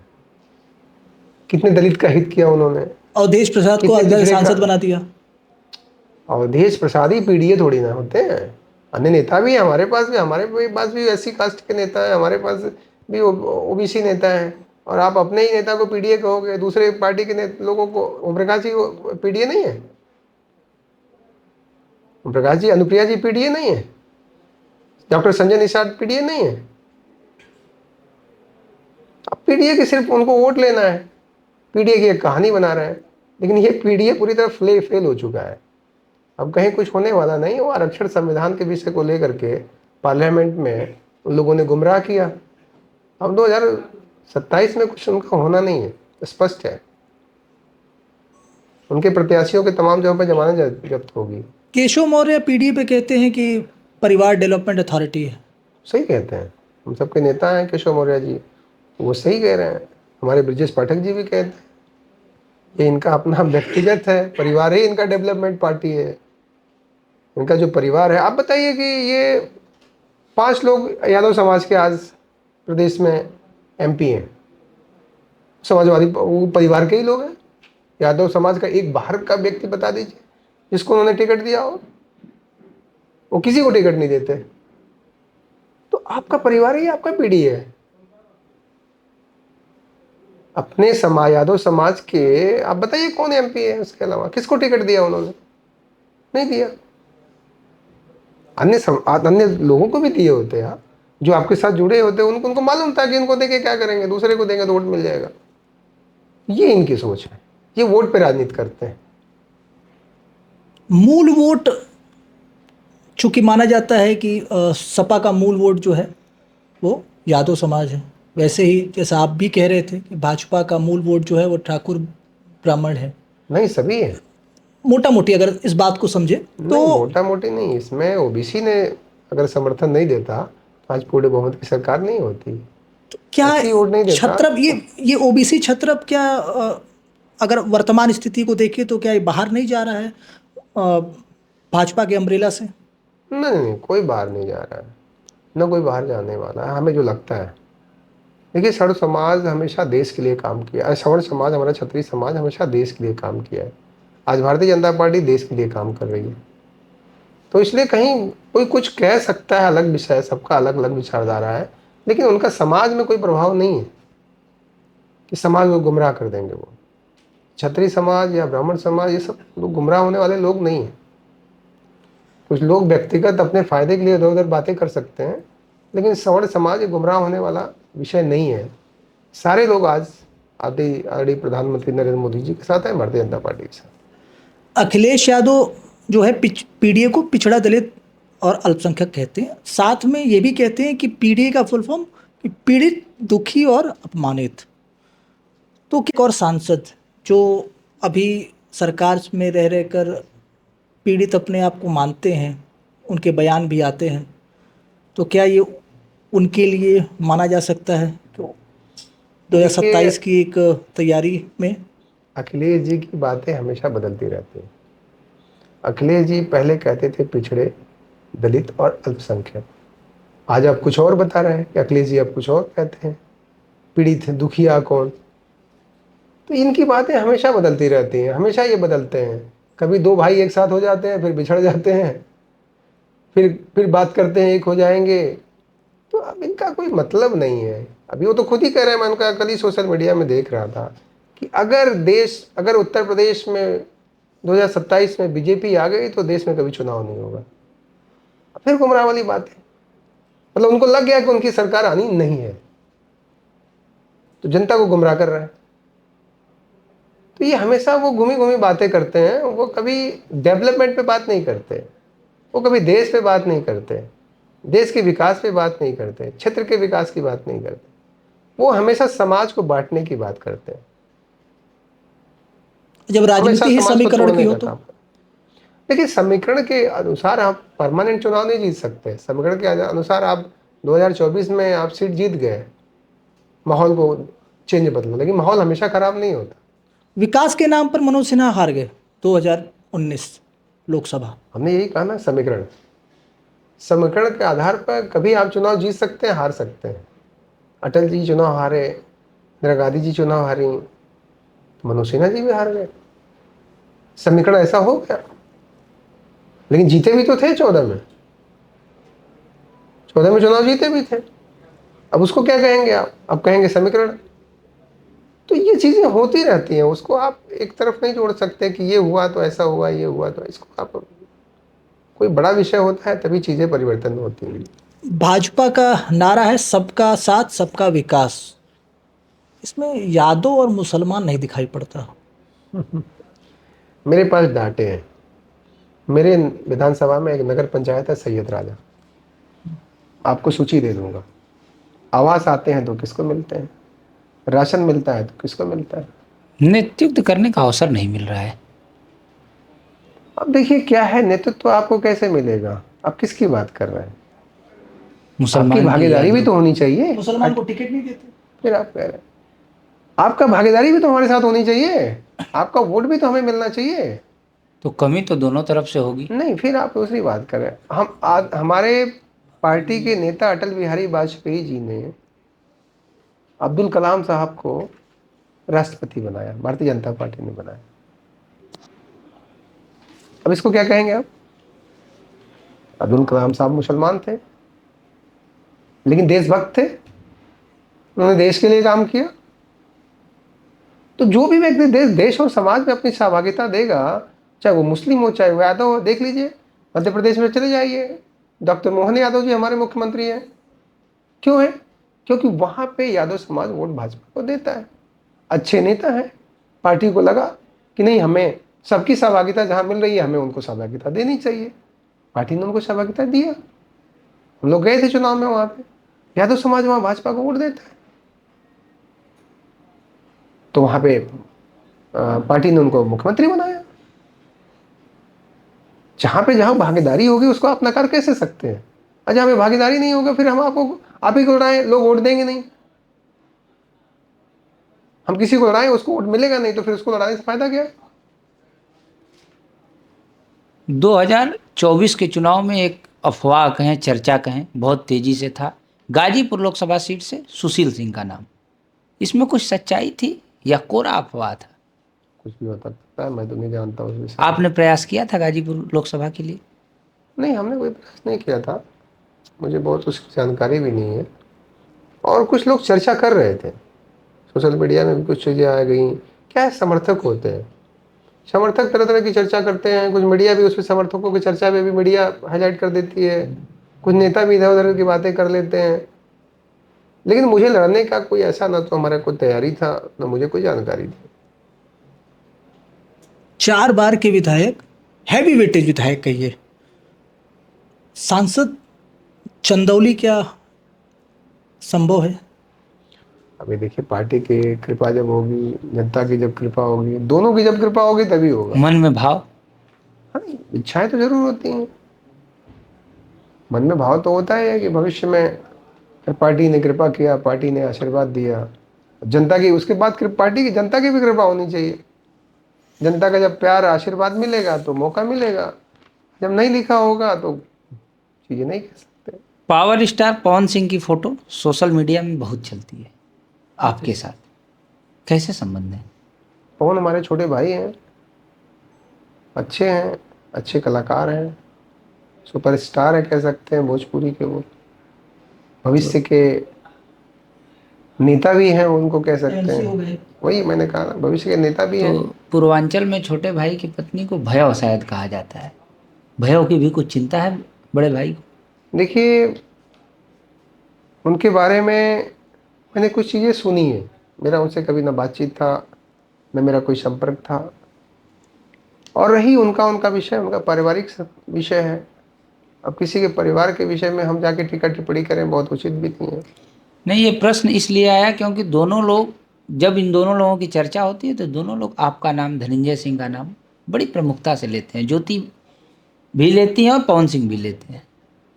देखिए, मैंने ये फिर आपसे कह रहा हूँ कि मैं ज्योति जी को बहुत नज़दीक से नहीं जानता, मैंने कम से कम उनसे मिला ही नहीं हूँ। अब जिससे मैं कभी मिला ही नहीं हूँ उसके बारे में मैं कैसे बहुत कुछ कह सकता हूँ। वो हमारे मित्र हैं, हमारे भाई हैं छोटे, और उन्होंने काफ़ी चीज़ें मुझे कुछ बताई भी थी, तो इसलिए मुझे लगा कि इस विषय में, पारिवारिक चीज़ों में हम वही कर सकते हैं जितना भाई का होता है। तो पति पत्नी के इस निजी विवाद में दोनों पक्षों द्वारा आपका नाम लेना, ये क्या वजह हो सकता है? अब उनको, ज्योति जी को किसने बताया होगा कि आप सुशील सिंह से बात करिए, धनंजय सिंह से बात करिए, तो वो लोग अच्छे संपर्क हैं, बात करेंगे, प्रयास कभी करेंगे। बात हुई आपकी? नहीं, ज्योति ने एक बार मुझे फ़ोन किया था, लेकिन फ़ोन ही, तो हमने कहा देखो ये आपका पारिवारिक विषय है, आप कुछ बोलोगे वो कुछ बोलेंगे। आपको नहीं लगता कि समाज की चीज़ें सड़क पर आ गई हैं, वो सुलह नहीं, ऐसा होनी नहीं चाहिए? होना चाहिए, ऐसा नहीं होना चाहिए। हम लोग के समाज में इस तरह की चीज़ें नहीं होती हैं। अब परिस्थितियाँ कहीं कहीं हो भी जाती हैं, जो हुई हैं, और भी जगहों पे ऐसी परिस्थितियाँ आ जाती हैं, हो जाती हैं, जो नहीं होनी चाहिए। हमारे समाज में जब ये सब चीज़ें होती हैं तो बड़ा लोग उसको अलग अलग तरीके से तरीके से देखते हैं, लेकिन अब कहीं कहीं हो भी जाता है। दोनों पक्ष अपने अपने विवाद को, पवन सिंह अपने तरीके से पेश करते हैं और ज्योति सिंह अपने तरीके से पेश करती हैं। ये पूरा विवाद लखनऊ में पिछले दिनों हुआ भी था। सही पक्ष क्या है? हमारे हिसाब से देखिए, पवन अच्छे व्यक्ति हैं, और तभी मैंने कहा छोटा भाई हमारे हैं, वो भावनात्मक व्यक्ति हैं, उनको किसी चीज़ का ठेस पहुंचा है तभी जाके ये सारी चीज़ें हुई हैं। अब उन चीज़ों पे व्यक्तिगत विषय हम लोग ना जाएं तो बहुत अच्छा होगा। और रही बात ज्योति जी का, ज्योति जी का अपना पारिवारिक विषय, उनको अपने परिवार को लेकर के बात करना चाहिए, प्रयास करना चाहिए। सुलह की भूमिका में आप हो सकते हैं अगर ऐसा नहीं, अवसर अभी आया? परिस्थितियाँ ऐसी नहीं है, परिस्थितियाँ ऐसी नहीं है। सुलह तभी होता है जब दोनों पक्ष तैयार हो। ठीक बात। तो हम लोग आगे बढ़ते हैं। इससे एक बयान है फिर आपका, पर उससे पहले केशव मौर्य का एक बयान है कि व्यक्ति से बड़ा संगठन। और 18 जुलाई 2024 को आपने भी बयान दिया कि सरकार कोई भी हो वह संगठन से बड़ी नहीं हो सकती। किस पर टारगेट था ये? नहीं, ये कोई टारगेट का विषय नहीं था, ना तो हो सकता है। पार्टी अपनी जगह है, सरकार अपनी जगह है। जो केशव मौर्य कह रहे हैं बात उनका एक इसको आशय केशव निकाला मौर्य जाता है, आप से, भी उसी केशव में। मौर्य जी से जोड़ना ही नहीं चाहिए आपको। हमने कहा ना, पार्टी अपनी जगह है, संगठन अपना अपनी जगह है, अरे सरकार अपनी जगह है। संगठन का काम अपना अलग होता है, सरकार का काम अपना अलग होता है। संगठन से संगठन नाराजगी? के बाद ही सरकार बनती है, सब सभी जानते हैं। लेकिन आप किसी को के विषय में ले जाकर के इसको बताना, ये बहुत उचित नहीं है। हम इसको किसी पर टारगेट या किसी के विषय में पक्ष या विपक्ष, कोई विषय नहीं बनता है। अब उसको मीडिया झूठी हवा बनाती है, आप किसके पक्ष में कह रहे हैं कि कोई पक्ष का विषय नहीं है। संगठन से ही सरकार बनती है तो सभी जानते हैं, संगठन नहीं रहेगा तो सरकार बनेगी कैसे। लेकिन इसको इस चीज़ों से जोड़ना बहुत उचित नहीं है। केशव मौर्य जी या किसी के विषय में बहुत जोड़ना उचित नहीं है। हमारा ये विषय ही नहीं है। क्या मंत्री नहीं बन पाने का मलाल है? हमें क्या है, हमें जी। मंत्री बनने का कोई लालसा भी नहीं है। मंत्री बनने के लिए आज तक हमने किसी से चर्चा तक नहीं की है, ना हमारी सोच है कि मैं मंत्री बनूंगा। क्या सोच है? चंदौली, लोकसभा? पार्टी की कृपा होगी, तो लोकसभा लड़ेंगे? जनता की कृपा होगी तो मौका मिलेगा। बड़ा लेट से एक सूची क्योंकि मैं 2014 में मैं पार्लियामेंट का चुनाव लड़ने जा रहा था, निर्दल। निर्दल। मैं भारतीय जनता पार्टी में नहीं था, लेकिन आदरणीय अमित शाह जी ने हमें मना किया कि आप भारतीय जनता पार्टी की विचारधारा के व्यक्ति हो, भारतीय जनता पार्टी का नुकसान नहीं होना चाहिए। क्या सेटलमेंट हुआ अमित शाह जी से? ऐसा कोई सेटलमेंट नहीं है। विधायक में पहले भी था, विधायक में आज भी हूँ, तो इसमें सेटलमेंट कहाँ दिख रहा है आपको? एक कार्यकर्ता के रूप में मैं भारतीय जनता पार्टी की विचारधारा का पहले ही था। मेरे पिताजी एमएलसी थे, मेरी पत्नी अध्यक्ष थी, मेरा भाई अध्यक्ष रहा, तो इसमें कहाँ विचारधारा हमारी भारतीय जनता पार्टी के सेटलमेंट बारे में? नहीं हुआ, अमित शाह से मित्रता हो गई, ये हम लोग कैसे? के हमारे नेता हैं, वो हमारे नेता हैं और उन्होंने मुझे पार्टी ज्वाइन कराया। कुछ तो आश्वासन दिया होगा उन्होंने। ऐसा कुछ नहीं, हम किसी के साथ कोई समझौता करते नहीं है, ऐसी तरह की चीज़ें। हमारी विचारधारा उनसे जुड़ी, उन्होंने कहा, हमने कहा नहीं, हमारा कोई लक्ष्य नहीं है कि हम पार्टी का नुकसान करें। अगर जरूरत पड़ी तो 29 का चुनाव लोकसभा का निर्दल भी लड़ सकते हैं सुशील सिंह। नहीं, ऐसा कुछ नहीं, निर्दल लड़ने का तो कोई औचित्य नहीं है। निर्दल क्यों लड़ूंगा? भारतीय जनता पार्टी की विचारधारा का हो तो निर्दल क्यों लड़ूंगा? रोज आना जाना ये बहुत उचित नहीं है, हम लोगों के ब्लड में ऐसा नहीं है। हम जिसके साथ रहते हैं रहेंगे, मरते दम तक रहेंगे। हाल में ही अभी मंत्रिमंडल विस्तार हुआ और सरकार मंत्रिमंडल विस्तार में बैलेंस करने के लिए 85% का ध्यान रखती है, लेकिन ये 15% छोड़ देती है, या कहिए दरकिनार कर देती है। नहीं, ऐसा कुछ नहीं है, ऐसा कुछ नहीं, ये सब मीडिया की बनाई हुई चीज़ें हैं। ये तो दिख भी रहा है कि ऐसा कुछ नहीं, ये भारतीय जनता पार्टी या हम सबके नेताओं का ये विषय नहीं है, ये मीडिया की बनाई चीज़ें हैं, ये विपक्ष का बनाया हुआ विषय है। इसमें ऐसा कुछ हमें नहीं दिखता, बहुत से लोगों को दिखता है क्योंकि पॉलिटिक्स है। हम लोग कोई पॉलिटिक्स करते नहीं, हम जनता के लिए काम करते हैं, लोगों की सेवा के रूप में हम काम करते हैं।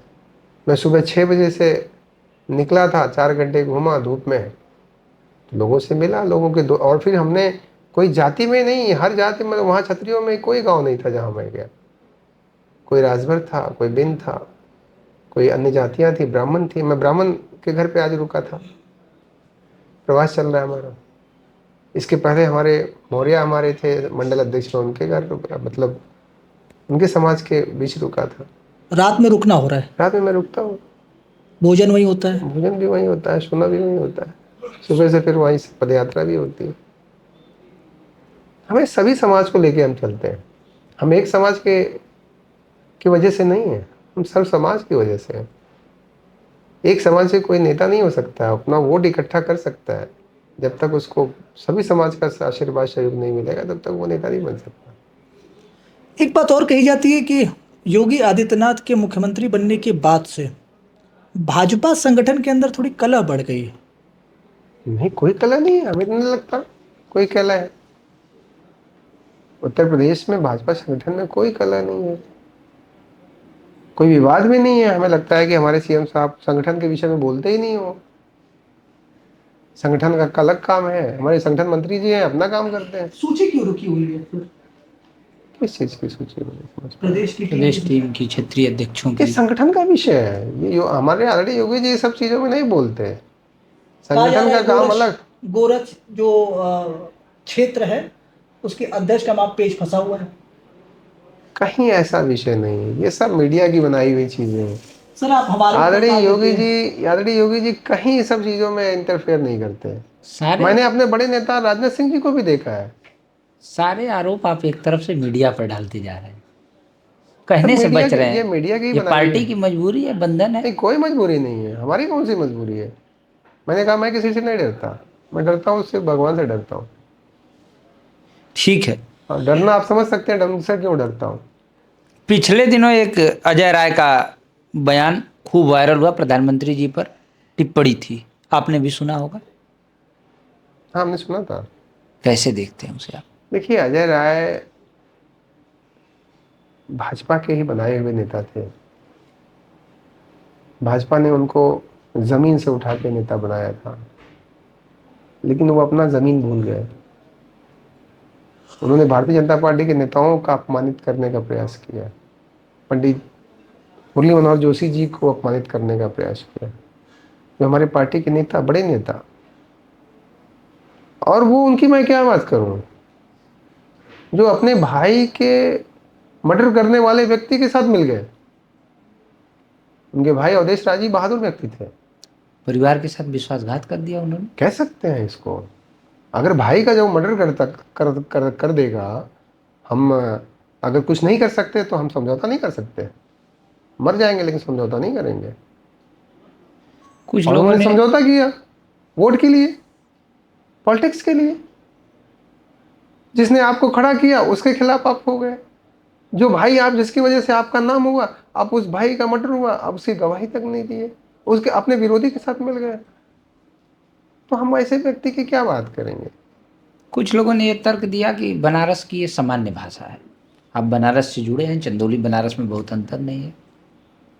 मतलब नहीं समझ पा रहा हूँ कैसी उनका समझ। जो बयान था उसको लोगों ने कहा यह बनारस की सामान्य भाषा है, लोग नहीं, ये बनारस की सामान्य भाषा नहीं है।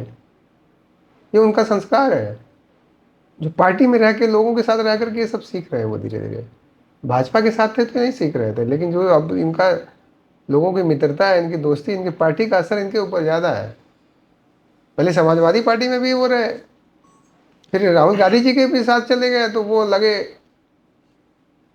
कैसी कैसी बातें, राहुल जी की भी आपने बातें सुनी ही होंगी। उसी तरह से ये भी भाषण देते रहते हैं, लेकिन बोलते रहते इसके इतर अगर देखें तो प्रधानमंत्री जी के जीत का मार्जिन इस बार बहुत कम हुआ है। जिसका जिक्र भी आप कर रहे हैं। हैं। तो मैं तो कह ही रहा हूँ, जो आरक्षण और संविधान की अफवाहें उड़ी, इसका असर हुआ। अजय राय की दमदारी नहीं थी। नहीं, अजय राय को कोई दमदारी नहीं। 40-40 हजार से विधानसभा हारते हैं वो।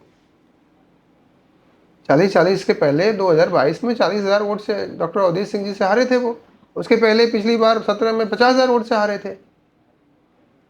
तो दमदारी कहाँ दिख रही है। हाँ, जब भारतीय जनता पार्टी के साथ थे तो आप जीतते थे। भारतीय जनता पार्टी के साथ नहीं है, कितने चुनाव हारे हैं उनका डाटा उठा के देख लीजिए आप। अब किसी के खिलाफ बोलना, अभी प्रधानमंत्री जी के खिलाफ बोल के उन्होंने सोचा कि हम राहुल जी के बहुत गुड फेस में हो जाएंगे, सोनिया जी हमको बहुत मानेंगी, हमको प्रियंका जी बहुत मानेंगी। विषय यही है, इसके अलावा कोई विषय नहीं है। उनको अंदाजा नहीं है कि हम क्या बोल रहे हैं, हम किसके ऊपर किस तरह की भाषा का उपयोग कर रहे हैं। वो जिसके साथ रह रहे हैं उसका संस्कार सीख करके वो इस तरह का काम कर रहे हैं। आपने अभी प्रियंका गांधी का जिक्र किया, तो अजय राय वोट उनका जो भी मिला, पर प्रधानमंत्री जी का मार्जिन कम हो गया। क्या प्रियंका गांधी चुनाव लड़ती तो मार्जिन और कम हो सकता था? नहीं, कुछ नहीं कम होता। जो इनफैक्ट था, जो गुमराह लोग हुए, अब उससे ज़्यादा गुमराह थोड़ी ना हो जाते हैं। अब देखिएगा 2029 का चुनाव होगा, आदि प्रधानमंत्री जी लड़ेंगे, देखिएगा क्या रिजल्ट आता है। एक तरफा आएगा, चाहे कोई लड़े। कहा जाता है कि बनारस लोकसभा के विधायक और मंत्री बहुत आश्वस्त थे। क्या यह उन जनप्रतिनिधियों में से एक दाग है? उनके आश्वस्त होने के कारण ये जीत का मार्जिन घटा। अस्वस्थ थे नहीं, ऐसा कुछ विषय तो नहीं था। आश्वस्त से मतलब कॉन्फिडेंस में थे, ओवर प्रतिनिधियों कॉन्फिडेंस। के कॉन्फिडेंस से चीज़ें नहीं होती। ये होता है क्या है कि हम कुछ और समझ रहे हैं, चीज़ें कुछ और हो गई। बाद में पता चला कि जनता गुमराह हो गई। भाप नहीं पाए। ये कह सकते, पार्टी उसको समझ नहीं पाई। पार्टी अगर तो हम लोग प्रयास भी किए, कुछ चीज़ें जब हवा उड़ने लगी तो हम लोग प्रयास भी किए, लेकिन तब तक कह सकते हैं कई राउंड के चुनाव हो चुके थे, लास्ट में चुनाव हो गए। बनारस को आप नज़दीक से देख रहे हैं, विकास के नाम पर परंपराओं के साथ खूब छेड़छाड़ हो रहा है, ऐसा आरोप विपक्ष लगाता है। आप कैसे देखते हैं? ये विपक्ष ही कह सकता है। परंपरा क्या थी ये विपक्ष जानता है। इस देश की परंपरा क्या थी, इस देश की संस्कृति क्या थी, इस देश की सभ्यता क्या थी, काशी की सभ्यता क्या थी। किन लोगों ने इस सभ्यता और संस्कार और संस्कृति के साथ खिलवाड़ किया है, क्या विपक्ष नहीं जानता? इतिहास में पूरा चीज़ों को बदल दिया गया, ये विपक्ष नहीं जानता। किसके लिए? वोट के लिए। अब वो चीज़ें आज उसी इतिहास में फिर दोहरा रही हैं, बदल रही हैं, तो कष्ट हो रहा है, पेट में दर्द हो रहा है कि वोट कम हो जाएगा। आज बाबा विश्वनाथ का धाम जिस तरीके से आज बना है, हम लोग कल्पना नहीं कर सकते थे। तो ये क्या गलत है? भगवान श्री राम का मंदिर बना है, लोग कल्पना नहीं कर सकते थे, ये क्या गलत है? बाबा विंध्यवासिनी का धाम बन रहा है, ये क्या गलत है? मंदिर ही नहीं बोल रहे ये बने हैं, ये संस्कृति को जोड़ने का प्रयास हुआ है, ये सभ्यता को जोड़ने का प्रयास हुआ है, लोगों की आस्था को जोड़ने का प्रयास हुआ है। और आस्था ही नहीं जुड़ी है, इससे डेवलपमेंट भी हुआ है, आज रोजगार भी फैला है इससे। अब लोगों को नहीं दिख रहा है कि काशी में कितना रोजगार इसकी वजह से फैल गया, अयोध्या में रोजगार कितना इसकी वजह से फैल गया, डेवलपमेंट कितना फैल गया, ये भी तो देखना चाहिए, लेकिन उसको लोग नहीं देखते। पिछले दिनों चंदौली जिलाध्यक्ष की सूची जारी हुई। सूची जारी होने के बाद जिलाध्यक्ष जी ने अपनी आईडी से एक पोस्ट किया, जिस पोस्ट में महेंद्र नाथ पांडे गायब थे। ये सूची जो रुकी थी वो महेंद्र पांडे की वजह से रुकी थी। जिलाध्यक्ष जी का उनके प्रति कोई मन में भाव है, कुछ आप स्पष्ट करना चाहेंगे इसे? नहीं, ऐसा कुछ नहीं है, हो सकता उनका मिस्टेक रहा हो, लेकिन हमें नहीं लगता है। महेंद्र नाथ पांडे जी हम सब लोग के नेता हैं और आगे भी रहेंगे। और जिलाध्यक्ष जी को लगा मिस्टेक, उन्होंने डिलीट कर दिया, डिलीट भी कर दिया। कभी कभी मिस्टेक हो जाता है, कभी कभी हम ही लोग बैनर बना देते हैं तो फलाने की फोटो नहीं होती है, लोग कहते हैं बाद में नज़र पड़ती है, यार भाई हटाओ, गलती होगी। चीज़ें हो जाती हैं, किसी से भी हो सकती है। आप उसको दूसरे वे में ले जाएंगे कि पांडे जी ने रुकवाया था या किया था, ऐसा कुछ नहीं है। ये पार्टी किसी चीज़ पे कहीं कोई मतभेद होता है या कोई चीज़ें होती है तो उस पर मंथन करती है। मंथन में ये समय लगा था, कह सकते हैं। ये देखिए क्या विपक्ष मंथन नहीं करता, पार्टी मंथन करती है, सबके विचारों पे जानकारी लेती है। हो सकता है कोई और कोई चाह रहा हो, कोई और किसी को चाह रहा हो, लेकिन पार्टी ने उसके बाद जो फैसला किया उसका उत्तर तो देखिए। आप उसको व्यक्ति पे मत ले जाइए। ऑलरेडी हमारे महेंद्र नाथ पांडे जी प्रदेश के चुनाव प्रभारी थे, सबसे ज्यादा ब्राह्मण अध्यक्ष हुए हैं, छतरी 2 हुआ है पूर्वांचल में, प्रभारी ब्राह्मण थे 4 हुए। प्रभारी थे इस नाते ब्राह्मण अध्यक्ष हुए, ब्राह्मण प्रभारी था इस नाते। उनको लगा कि हमें इसकी सहभागिता मिलनी चाहिए। ये लेट से लगा, और नहीं, पहले भी चीजें होती रही है। ब्राह्मण का भी सहभागिता पार्टी के लिए बहुत रहा है, क्षत्रियों का भी बहुत रहा है। सामंजस्य बनाने के लिए हमने कहा जितनी जिसकी भागीदारी उसकी उतनी हिस्सेदारी। महेंद्र नाथ पांडे पर आप जातिवाद का आरोप लगा नहीं, आगे आप गलत कह रहे हैं, मैं नहीं कह रहा हूँ, वो हमारे नेता हैं, जातिवाद की बात क्यों करेंगे। क्या ये सूची जो है वो महेंद्र नाथ पांडे बनाम राजनाथ सिंह थी? नहीं, कतई नहीं। हमारे रक्षा मंत्री जी से हमने कई बार विषय बात किया, वो मना कर देते थे, नहीं ये हमारा काम नहीं है, ये हमारा विषय नहीं है, संगठन का काम है। तो देखिए हमने कहा ना, हर व्यक्ति कोई कुछ चाहता है, कोई कुछ चाहता है, प्रयास करता है, कोई अलग विषय है, कोई किसी को चाहता है। ये चीज़ें तो होती भी हैं, आप भी किसी को चाहते होंगे, आप उसके लिए प्रयास भी करते हैं, लेकिन पार्टी फैसला क्या करती है? आपने रक्षा मंत्री से चर्चा की, आप किसी और को चाहते थे? हम उस चीज़ को क्या बताएं आपसे, ये होता है कि ये चीज़ें होती तो अच्छा होता, समीकरण अच्छा होता, चीज़ें अच्छी होती, पार्टी का भला होता, हम लोग और अच्छा। कौन होता तो ज़्यादा अच्छा होता? फिर वही बात है आप कर रहे हैं।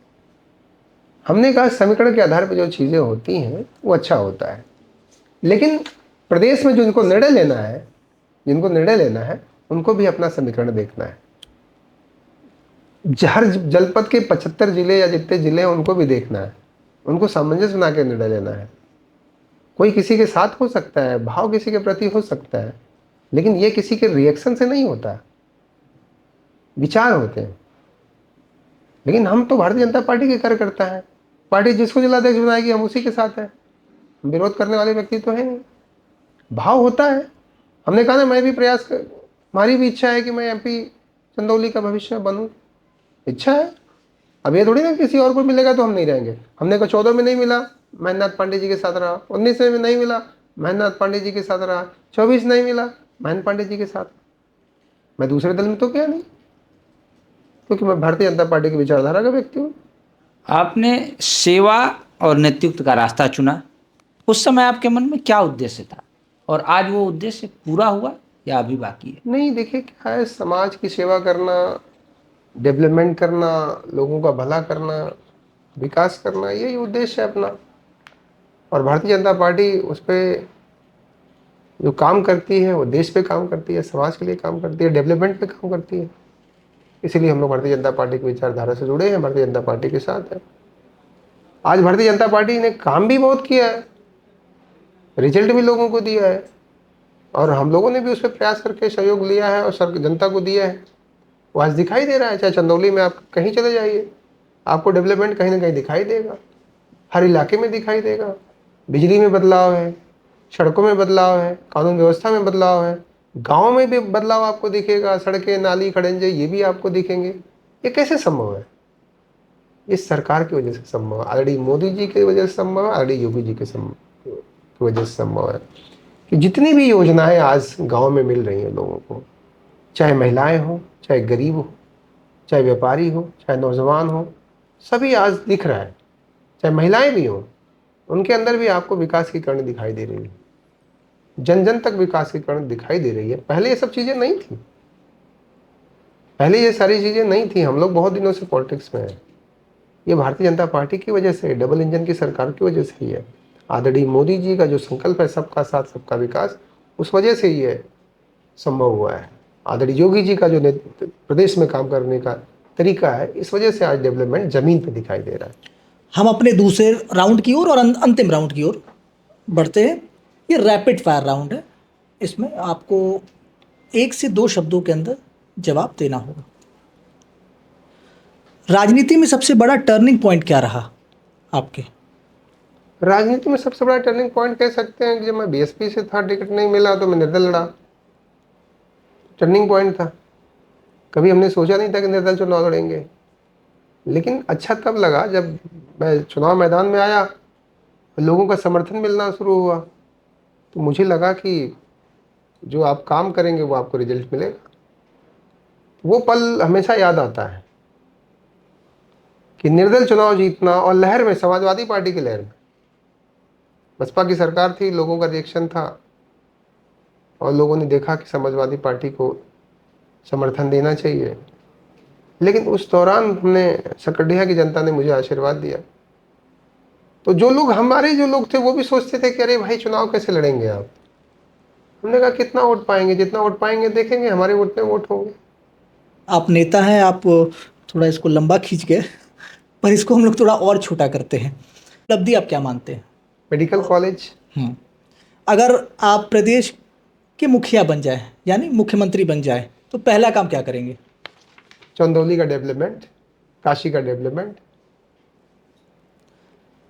चाचा ब्रिजेश सिंह से सबसे ज़्यादा क्या सीखा आपने?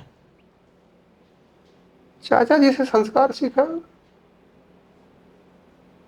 क्योंकि ज़्यादा समय हमारा उनके साथ रहना हुआ नहीं है, क्योंकि जब हम लोग छोटे थे तो वो फरार थे, फिर जब मार्केट में आए तो जेल में थे।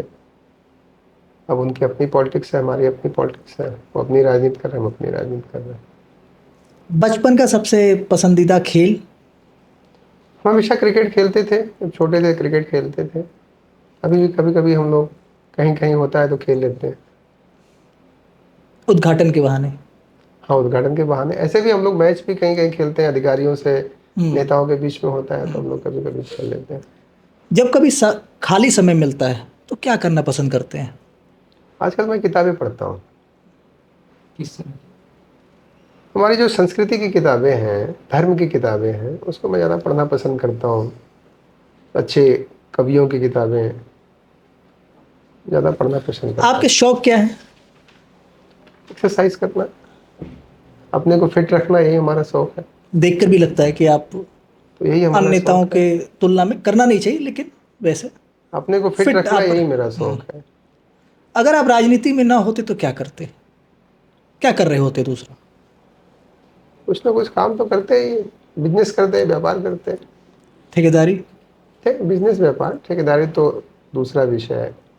ठेकेदारी में मन हम लोग का नहीं लगता। ठेकेदारी में लगता तो फिर ठेकेदारी होते, नेतागिरी में, राजनीति में क्यों आते। चंदौली की सबसे बड़ी समस्या क्या है? समस्या भी है, इसको मौका मिलेगा तो हम लोग अच्छा करेंगे। अभी भी डेवलपमेंट की ज़रूरत चंदौली में है, इंफ्रास्ट्रक्चर?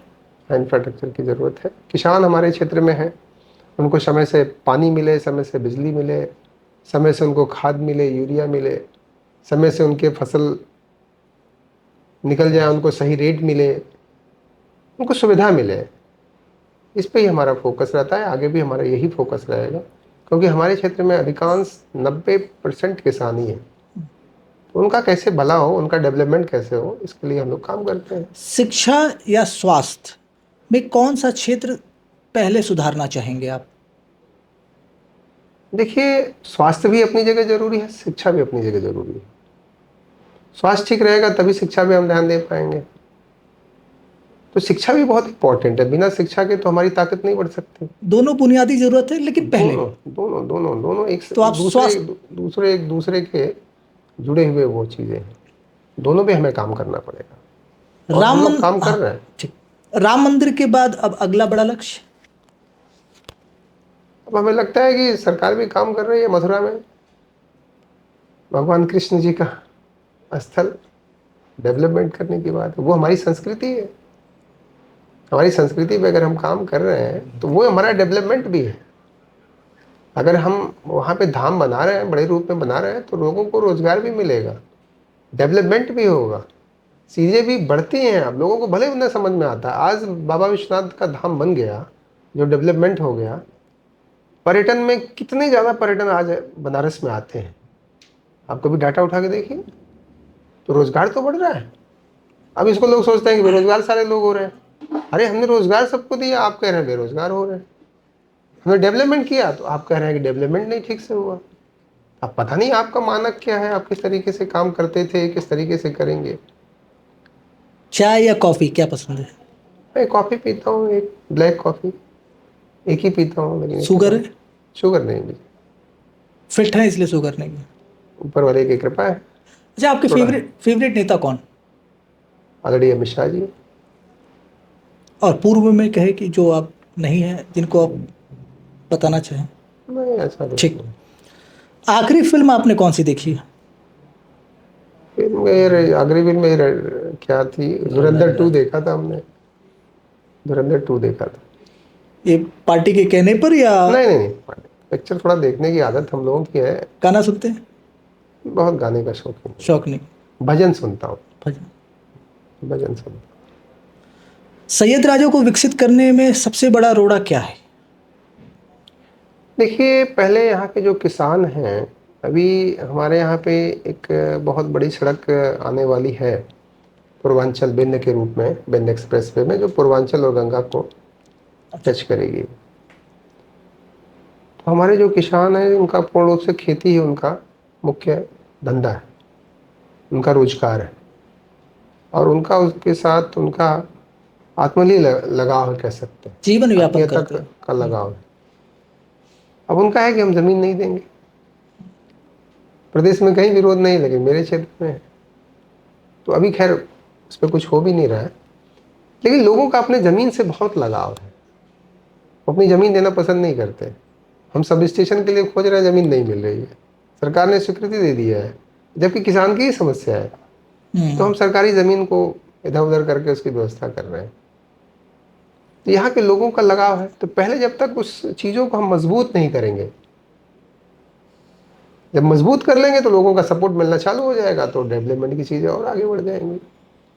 पूर्वांचल में माफिया और अपराध को लेकर आपकी क्या राय है? कि पहले हमें लगता है कई दशक पहले अपराध था प्रदेश में, और पूर्वांचल में सबसे ज़्यादा था। वो सारे गैंग, सारे अपराधी लगभग ख़त्म हो चुके हैं। देखिए, बहुत से ऐसे गैंग रहे जो फिरौती के लिए काम करते थे, पैसे वसूली के लिए काम करते थे। अब लगभग सारे गैंग ख़त्म हो चुके हैं। कोई गैंग उत्तर प्रदेश में नहीं है। कोई भी गैंग आप बताइए जो सक्रिय हो, जो काम कर रहा हो। कोई गैंग 10 साल से कोई गैंग सक्रिय है ही नहीं प्रदेश में। अगर वो सक्रिय है तो वो मारा जाएगा। तो अपराधी अपराधी होता है। और रही बात, जो लोग भी आए हैं अपराध में, तो उनका अंत होना ही होना है। गाजीपुर में कटरा गैंग ने विनीत राय की हत्या कर दी। हाँ, ये घटना हुई कटरा गैंग। मैं बहुत कटरा गैंग के बारे में जानता नहीं हूँ, लेकिन सुना था हमने ऐसी ऐसी बात है, पता नहीं कौन कौन लोग थे, मारे गए, एनकाउंटर हुआ। कोई भी गैंग होगा, सक्रिय होगा, मारा जाएगा, और होना भी चाहिए। आप ये कह रहे गैंग है पर निष्क्रिय, इसको ऐसे माना जा सकता है? नहीं, ये मैंने तो कहा ना कि मैं पहली बार नाम सुना हूँ कटरा गैंग। मैंने कभी नाम भी नहीं सुना कि ये कटरा गैंग हो। इसका मुखिया कौन है ये भी नहीं ये पता। बात अफजाल अंसारी ने भी कहा कि पूर्वांचल में केवल मुख्तार गैंग था, ये नया गैंग कौन सा आ गया। तो अभी तो अफजाल को ज़्यादा पता होगा, हमें तो नहीं पता कि कौन सा गैंग था, कहाँ का गैंग था, लेकिन कुछ ना कुछ रहा होगा, तभी मर्डर हुआ है। मर्डर क्यों हुआ पुलिस ज़्यादा समझ सकती है। उस व्यक्ति का किसी से झगड़ा भी नहीं था, विवाद भी नहीं था। अगर किसी का किसी से झगड़ा होता होता कि रंजिश में मारा गया, लेकिन जिस व्यक्ति का कोई झगड़ा भी ना हो, उसका मर्डर हो रहा है, तो कोई ना कोई वजह होगा, पैसे की वसूली होगी, किसी गैंग ने ही किया होगा, तो वो गैंग बना होगा, गैंग खत्म हो जाएगा। आप देखिएगा वैसे गैंग नहीं चल पाएंगे, वो खत्म हो जाएंगे। आपके क्षेत्र में जनता से सबसे ज़्यादा शिकायत किस चीज़ की मिलती है? जनता की शिकायत कहीं कहीं मिलती है कि राशन नहीं मिला, आवास नहीं मिला, पेंशन कहीं नहीं मिला, ये शिकायत मिलती है। और इस पे हम लोग काम भी कर रहे हैं। अभी आपके बीच में देर हुआ है तो उसी पे हम काम कर रहे थे। कल दूसरे ब्लॉक में हम उससे बैठक करने जा रहे हैं कि जो ये समस्याएं हैं, अभी समस्याएं क्यों हैं, क्योंकि हम गांव में जा रहे हैं तो समस्या दिख रही है, अब उस समस्याओं का समाधान करना है। ये किस प्रकार की बैठक आज आप किए हैं? ये हमारे ब्लॉक स्तर पे सभी ब्लॉक के जितने भी कर्मचारी अधिकारी होते हैं, सभी डिपार्टमेंट, चाहे सिंचाई हो, चाहे स्वास्थ्य हो, चाहे शिक्षा हो, सभी पे हम लोगों ने बारीकी से उस पर काम किया कि जो क्षेत्र में समस्याएं हैं उस पर हमारा ज़्यादा फोकस था, जो हमने चीज़ें आपको बताई। बाकी चीज़ों पे भी चर्चा थी कि आप क्या कर रहे हो, कैसे कर रहे हो, कैसे होना चाहिए। उन्होंने भी कुछ सुझाव दिया, हमने भी कुछ सुझाव दिए। यानी आप जो क्षेत्र में चल रहे हैं, जो चीजें शिकायतें आ रही है, उसकी समीक्षा आप हाँ, कर रहे उसकी समीक्षा करके उस पर काम करना है। क्या हम उसकी तैयारी कर रहे हैं। क्या 2029 में सुशील सिंह चंदौली के लोकसभा कैंडिडेट हैं? नहीं, ऐसे हम नहीं कह सकते, पार्टी तय करती है, हम लोग तय नहीं करते। हमने कहा ना कि 14 में भी मैं चाहता था, नहीं मिला, 19 में भी चाहता था, नहीं मिला, बात रखेंगे पार्टी 24 में? में चाहता था, नहीं मिला, अब 29 में भी इच्छा है। फोरम पर जो बात रखेंगे पार्टी की? पार्टी पूछेगी तो जरूर बताएंगे, पार्टी पूछेगी तब जरूर अपनी राय देंगे। और देखिए, पार्टी जब पूछती नहीं, इसके ऊपर करना होता है, उसको समेटना दिखता है पार्टी। 27 को लेकर क्या तैयारी है आपकी? 27 की हम लोगों को पूरी तैयारी है, और हमें लगता है कि इतनी सीटें हमारी थी, उससे ज़्यादा सीटें हम लोग इस बार पाएंगे आर डी योगी जी के नेतृत्व में। आज के स्थिति में प्रदेश की जनता, गांव-गांव की जनता आर डी योगी जी को पसंद कर रही है, उनके कार्यशैली पे, उनके काम करने के तरीके पे। पूर्ण रूप से हमारी बहुमत की सरकार आर डी योगी जी के नेतृत्व में आएगी। अगर आप हमारे दर्शकों को ये बताना चाहें कि सुशील सिंह कौन? सुशील सिंह जनसेवक है, जनता के सेवक है, जनता के बीच में काम करते हैं। बाहुबली विधायक? बाहुबली का कोई मतलब नहीं है, सिर्फ झूठे ही लोग अफवाह उड़ाते हैं, बदनाम करते हैं, और कोई विषय नहीं। जो विपक्षी है वो सिर्फ बाहुबली का विषय कहते हैं। बाहुबली विषय, अब किसी को लगता होगा विषय, क्यों बाहुबली कहते हैं? हमने कौन सा ऐसा बाहुबल का काम किया है? हमने कभी ऐसा काम तो किया नहीं। अब सुरक्षा की दृष्टि से मजबूरी है चलना, सरकार ने सुरक्षा दी है, सरकार को कहीं दिखा होगा इसलिए सुरक्षा मिला है। अब उसको बाहुबल कहना, या जनता की मदद करने के लिए अगर हम आगे खड़े हैं, भिड़ रहे हैं, उसको कोई बाहुबल कहता है तो अब उसको भी नहीं कुछ कह सकते। अब गाड़ी से चल रहा हो तो उसको भी कोई बाहुबल कह सकता, तो हम नहीं कह सकते। काम हमने कौन सा काम ऐसा किया है? बाहुबल जनता का बल है, वही बाहुबल है। हमें लगता है जनता की ताकत से बड़ा कोई ताकत नहीं होता। आज मोदी जी के साथ जनता है, देखिए, देश के नेता है मोदी जी। बहुत बहुत धन्यवाद सर समय देने के लिए, चूँकि व्यस्ततम समय आपका रहा। और हम जिस सुशील सिंह जी को जानते हैं वो उनकी बेबाकी के लिए जानते हैं, और वो बेबाकी आज देखने को भी मिली है, और हर प्रश्न का बहुत बेबाकी से स्पष्ट शब्दों में जवाब दिया है। सर फिर बहुत धन्यवाद।